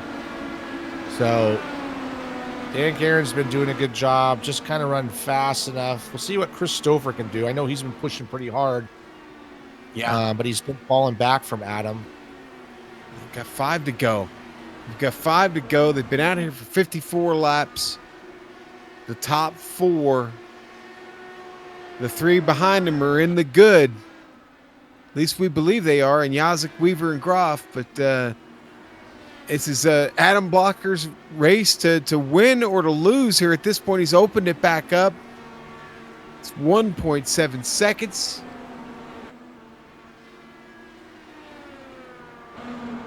Skidmark Motorsports 200 has been an exciting one tonight, but we still don't know how this is all going to shake out with 3 to go here at the line. Yeah, he's definitely not worried about fuel at this point because he's opened the gap quite a bit to Chris Stouffer. Chris Stouffer's sitting there pretty in second place, no challenge from behind. Just worrying about the fuel level. Andrew Kinsella has fallen off the back of Dan a little bit, so he's not able to challenge him. Surprised that Yazek hasn't been able to get up there and push Andrew a little bit harder.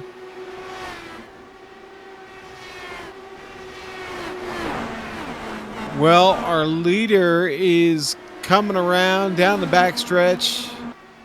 Turn 3 on the way. Turn 4 right ahead of him. Come to the stripe here for the white flag here in New Hampshire Motor Speedway. Adam Blocker is going to pull this off. We think he is. Doesn't look like he cares about fuel a whole lot. In fact, it's 2.3 seconds now. Back to Stouffer. Stouffer, in fact, may be the one that's having to save a little bit of fuel, maybe running a bit dry. Dan Guerin closes in. But it's going to be Adam Blocker for your win here tonight in New Hampshire. Stouffer going to take second. Guerin with a third-place finish. Andrew Kinsella fourth, and Brian Yazek will go P5. Nobody runs out of fuel there, Richie.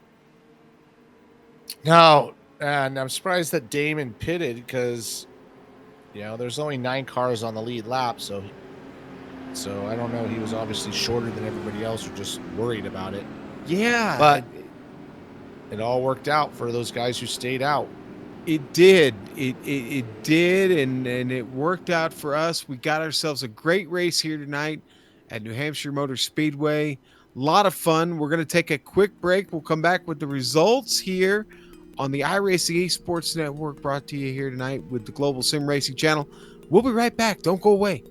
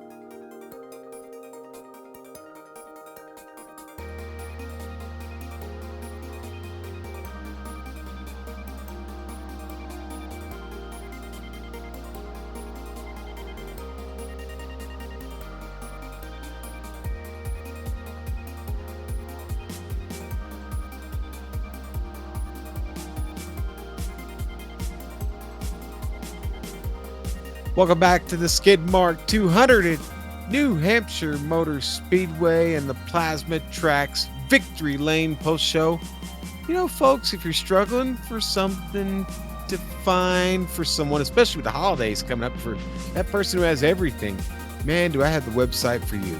Plasma-Tracks.com not only produces original racetrack wall art, motorsports trophies, home decor, and motorsport fabrication is also available. Words cannot do justice to the uniqueness in their wares. The only way to fully appreciate their artwork is to see it for yourself, but be warned, one visit, and next thing you know, you'll be trying to convince your spouse or significant other why you need a plasma track wall art hanging in your home. See it all at plasma-tracks.com. Use the promo code LRS2019 to get 25% off your order. And now, let's bring you 100% of the Sim Pit finishing order for tonight's race here in New Hampshire. Adam Blocker, your big winner. Christopher will finish second. Dan Guerin rounds out our podium. Andrew Kinsella, a P4 tonight. Brian Yazik, great race for him. He'll finish fifth. Justin Weaver, great race for him also in sixth. Tyler Groff, going to be happy with the seventh place finish tonight. Joe Branch, great strategy, paid off for Joe, gets him in the top 10 tonight. Eighth place. Tony Showen, ninth. And David Martinez with a really, really solid run tonight, having to take that late pit stop. He'll finish 10th. Richie. Yeah, finishing 11th. We Brandon Limkeman starting 22nd to 11th. That's good for him. Justin Warlow was up there battling for a little while. He's going to come home 12th. Brian Beard coming home 13th. These guys all 2 laps down. George Anzaldo hung in there, finishes 14th. John Hill staying out there, man, just being consistent like he has been all year, coming home 15th, 28th to 15th. Nice job. The rest of these drivers, did not finish the race. We got Mark Cohn in 16th, Samuel Ryman 17th, Mike Rigney 18th, David Clymer 19th, and Chris Reagan in 20th. All right, Richie, and in the last few here, it's going to be Chris Lanini with the 21st place run, 22nd for Paul Jenkins, 23rd, Bart Workman. Sage Karam got caught up early, unfortunately. He was out. 24th, Big Joe Hassert, Big Joe Show, 25th. Stephen Larkamp, 26th. Connor Harrington, 27th. David Altman, 28th tonight. And Ron Hacker, going to finish 185 laps behind here tonight. But it's time to talk to our winner, our champion, Adam Blocker. You have clinched, sir. Congratulations. Yeah, thanks. Man, that was some race there tonight. It didn't come easy. Talk to us a little bit about that. New Hampshire's a tough one.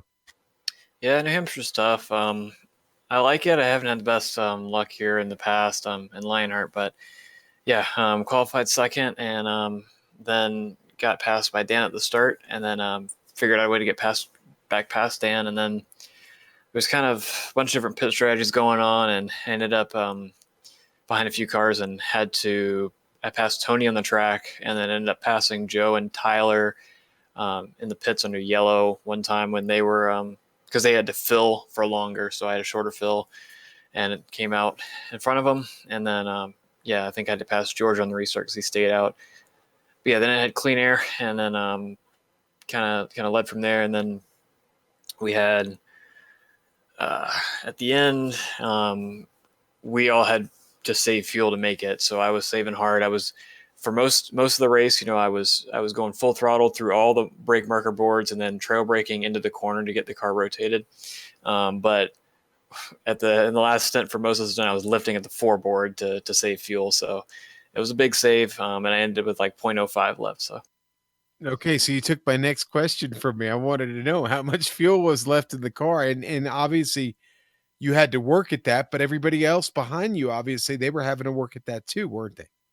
Yeah, it was tough because obviously, I was definitely running slower lap times, at least by a few tenths to save fuel, and I knew the guys behind me were having to save fuel, but I knew there was a couple times Stouffer got kind of close to me, and I'm like, well, I gotta push now. But fortunately, I think, I just managed the gap well, and then with 10 to go, I hit a number that I knew I could push fairly hard to the end. and make it close. Even though it'd be close, I would be safe on the gap. So I kind of pushed for like the last 10 laps to just be safe to build a gap. All right, so I'm going to ask you this: we still have several races to go in the season. You've clinched the championship tonight. Um, what's the plan? What do you do going forward? How do you approach these last several races? Just go out like I have been, but I guess the main goal is try to win some races. Got some tracks that, Laguna Seca. Hopefully, I can have a good run there. But yeah, I think I'm at 9 wins this season, so it'd be pretty cool to get 10, get in double digits. Just finish all of them in the top 5, finish on a real high note going to next season, and help the team win the team championships. So. All right, Adam. Well, hey, listen, congratulations. We enjoyed talking to you. We'll see you next week. Not many breaks left in the schedule, so back to racing, but we'll see you soon. Yeah, thanks to you guys for calling the race. Thanks to George and all the admins for all the work they do, and also shout out to all my teammates. We had a really good result: 3 cars in the top 5 and 5 in the top 10. So, see you guys at. All right, and we will see Adam down the road. Congratulations again to Adam Blocker, our winner and season champion. Now we get to talk to Chris Stouffer. Richie's got him. All right, Chris. I think it's the first time I've interviewed you here on GSRC, and great job, 12th to 2nd. Just give us a little rundown on the race there. Well, happy to be back in here talking to you guys. It's been quite a long time. I think first race of the season was last time I was on the podium. So got that out of the way and monkey off the back. But yeah, the race started 12th. Worked my way up to about 9th or 10th. Somebody there did their best Rowdy Burns impression, kind of dazed and thundered me right in the wall. I got about 15 seconds of optional repair, so I knew I had some damage on the suspension. Didn't know how I was going to handle when I went back out there, and clearly it handled just fine. And I was able to get lucky when that caution came out by staying out there and stretching the fuel as long as I could, and managed to get up to second. Then, of course, had Adam Blocker there up front. I had one shot there to get around him. We were saving fuel because we knew it was tight. I was actually about a lap to the good. If I knew had that much fuel, I probably would have challenged him a little bit earlier and maybe could have done something with it. But I'll definitely take second any day of the week. Yeah, absolutely. I'd take second as well. That was a tough race, and Adam did mention that he was pretty tight on fuel, so he was kind of just trying to manage that a little bit. But one thing I wanted to bring up, we were watching the race, and a lot of battles going on, a lot of people trying to attempt to pass, but it really seemed hard to just complete the pass, and you just couldn't get it done going down on the low line. Yeah, I felt the same way.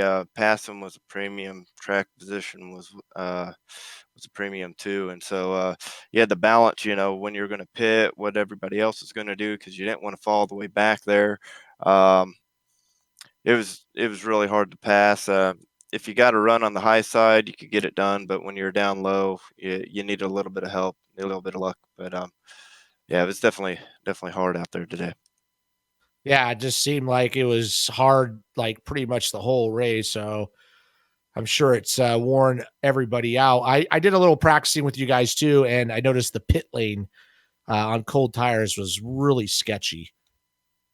Yeah, coming off a pit lane, especially if something I was thinking about when we're going there for the green flag stops was be careful on the exit. I didn't want to ruin a good pit in by spinning on the exit of the pits or bringing out a caution or anything else, ruining my race. So yeah, it was sketchy coming out. You had to be careful. You could loop it really easily, and it would bite you if you weren't careful.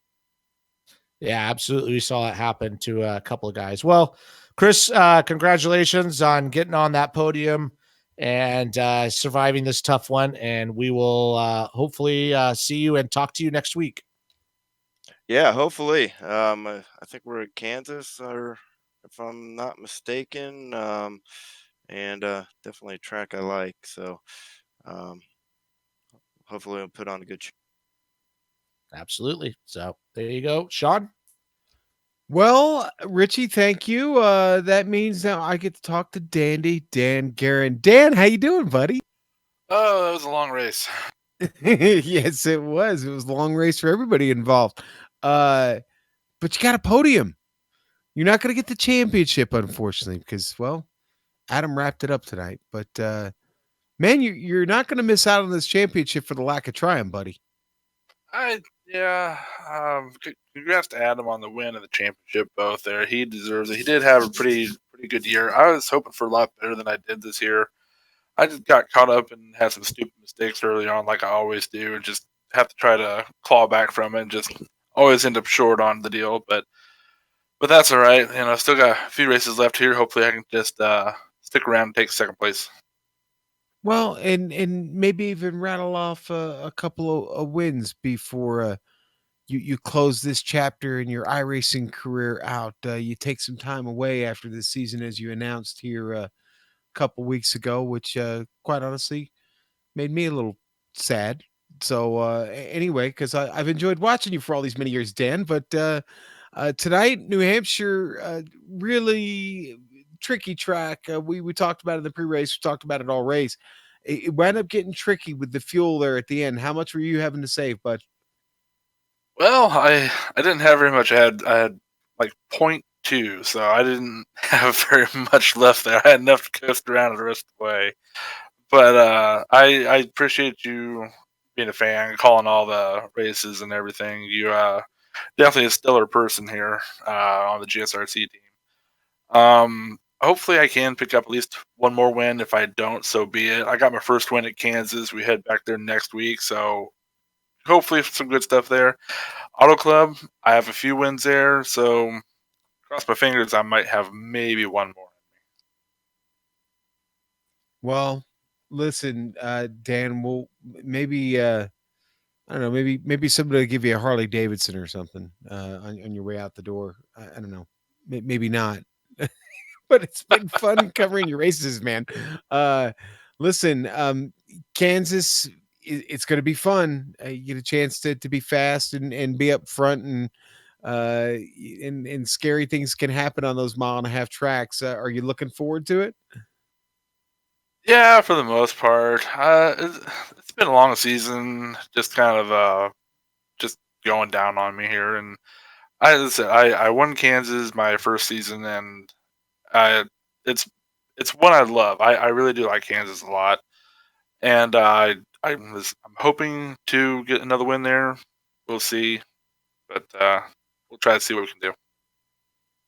Well, Dan, we'll try and see what we can do as well. We'll hold a good thought, a positive vibe for you, my friend, and maybe you'll get a couple of wins here before this is all said and done with. But thank you for this evening, and again, congratulations on the podium finish. We'll see you next week in Kansas, buddy.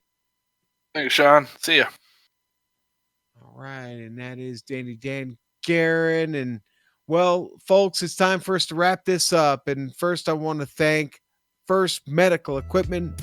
They've been the source for medical supplies and equipment in the Burlington, Iowa area for years because of their superior commitment to provide the absolute best product quality and customer service. Sim Experience, the team behind AccuForce Pro V2 direct drive steering systems by providing unparalleled realism and the most advanced tuning features on the market. The AccuForce provides a significant advantage to any sim racer. It can also make for an effective training tool for real-world drivers as well. For more information on the entire Sim Experience ecosystem, including their GS5C, Stage Series motion systems, and Sim5 software, visit simexperience.com and use the promo code SIMXLION to get 5% off all Sim5 software. All right, Richie, and Butt Kicker, of course, their products add instant immersion to any game. Unlike a subwoofer that moves air, Butt Kicker products move actual mass producing a haptic immersion that's powerful and accurate. Now, Butt Kicker products add that missing driver to car connection, bringing more realism and immersion to your sessions. See all the family of products at thebuttkicker.com. When you get there, use the promo code LION25. You'll get 25% off of your order there. To contact any of the sponsors you see on the screen right now, go to LionheartRacingSeries.com, click on 2019 sponsors, read or scroll to the bottom where you can click on the company logo. The original music on every GSRC broadcast comes courtesy of June Lalonde. See the screen for how to contact her. On the screen now are just some of the company's equipment and software that made this broadcast possible. The Lionheart IndyCar Series returns in 1 week, November 20th for round 23 from Kansas Motor Speedway. GSRC and IESN will be there to bring you all the action. We hope you join us. And Richie, I'm going to go off script here just a little bit for a second because we talked about Dustin Wardlow earlier, and I know I'm hoping you got your candies. I'm hoping Amjad got his. I did. I know several of us got candies from Dustin there at DeWar's Candy. That Dustin has been with that operation for a very, very long time. But folks, don't miss out on DeWar's Candy. Okay, DeWars.com, DEWARS.com. Go check out their fine candy. It's folks, it's going to be Thanksgiving here in a couple weeks. Christmas is coming up. You want these. Trust me, okay? You really, really just order the 1 pound box if you're just curious, okay? Get the sampler, the 1 pound sampler. You won't be disappointed. Now, on screen, of course, we've got upcoming broadcasts. Check those out. All right, we want you to mark them down in your calendar. Come show up for your favorite ones. We'd love to see you. If you'd like more information about GSRC, including a complete list of our future broadcasts, you can start with our website at globalsimracingchannel.com. Folks, we're on YouTube. Give us a sub. Get us over at Facebook. Just type in Global Sim Racing Channel. You'll find us there. Not a problem. Twitter at GSR Channel. If you're not with us on Twitter, why not? And on Instagram, same thing. Join us on the gram, GSRC_gram. And folks, if you haven't subscribed to IESN yet, please do. Okay, do that now before you leave. Now, finally, on behalf of everybody that made this broadcast possible this evening, the great Richie Hurd, I'm Jed Yaman, Dougie Beard. I'd like to thank all of you for watching. Adam Blocker get the win tonight in the Skid Mark 200 at New Hampshire Motor Speedway. With that said, we're going to go off and storm the castle for old buddy Soup. So until next time, race clean, race hard, and we'll see you all on the track.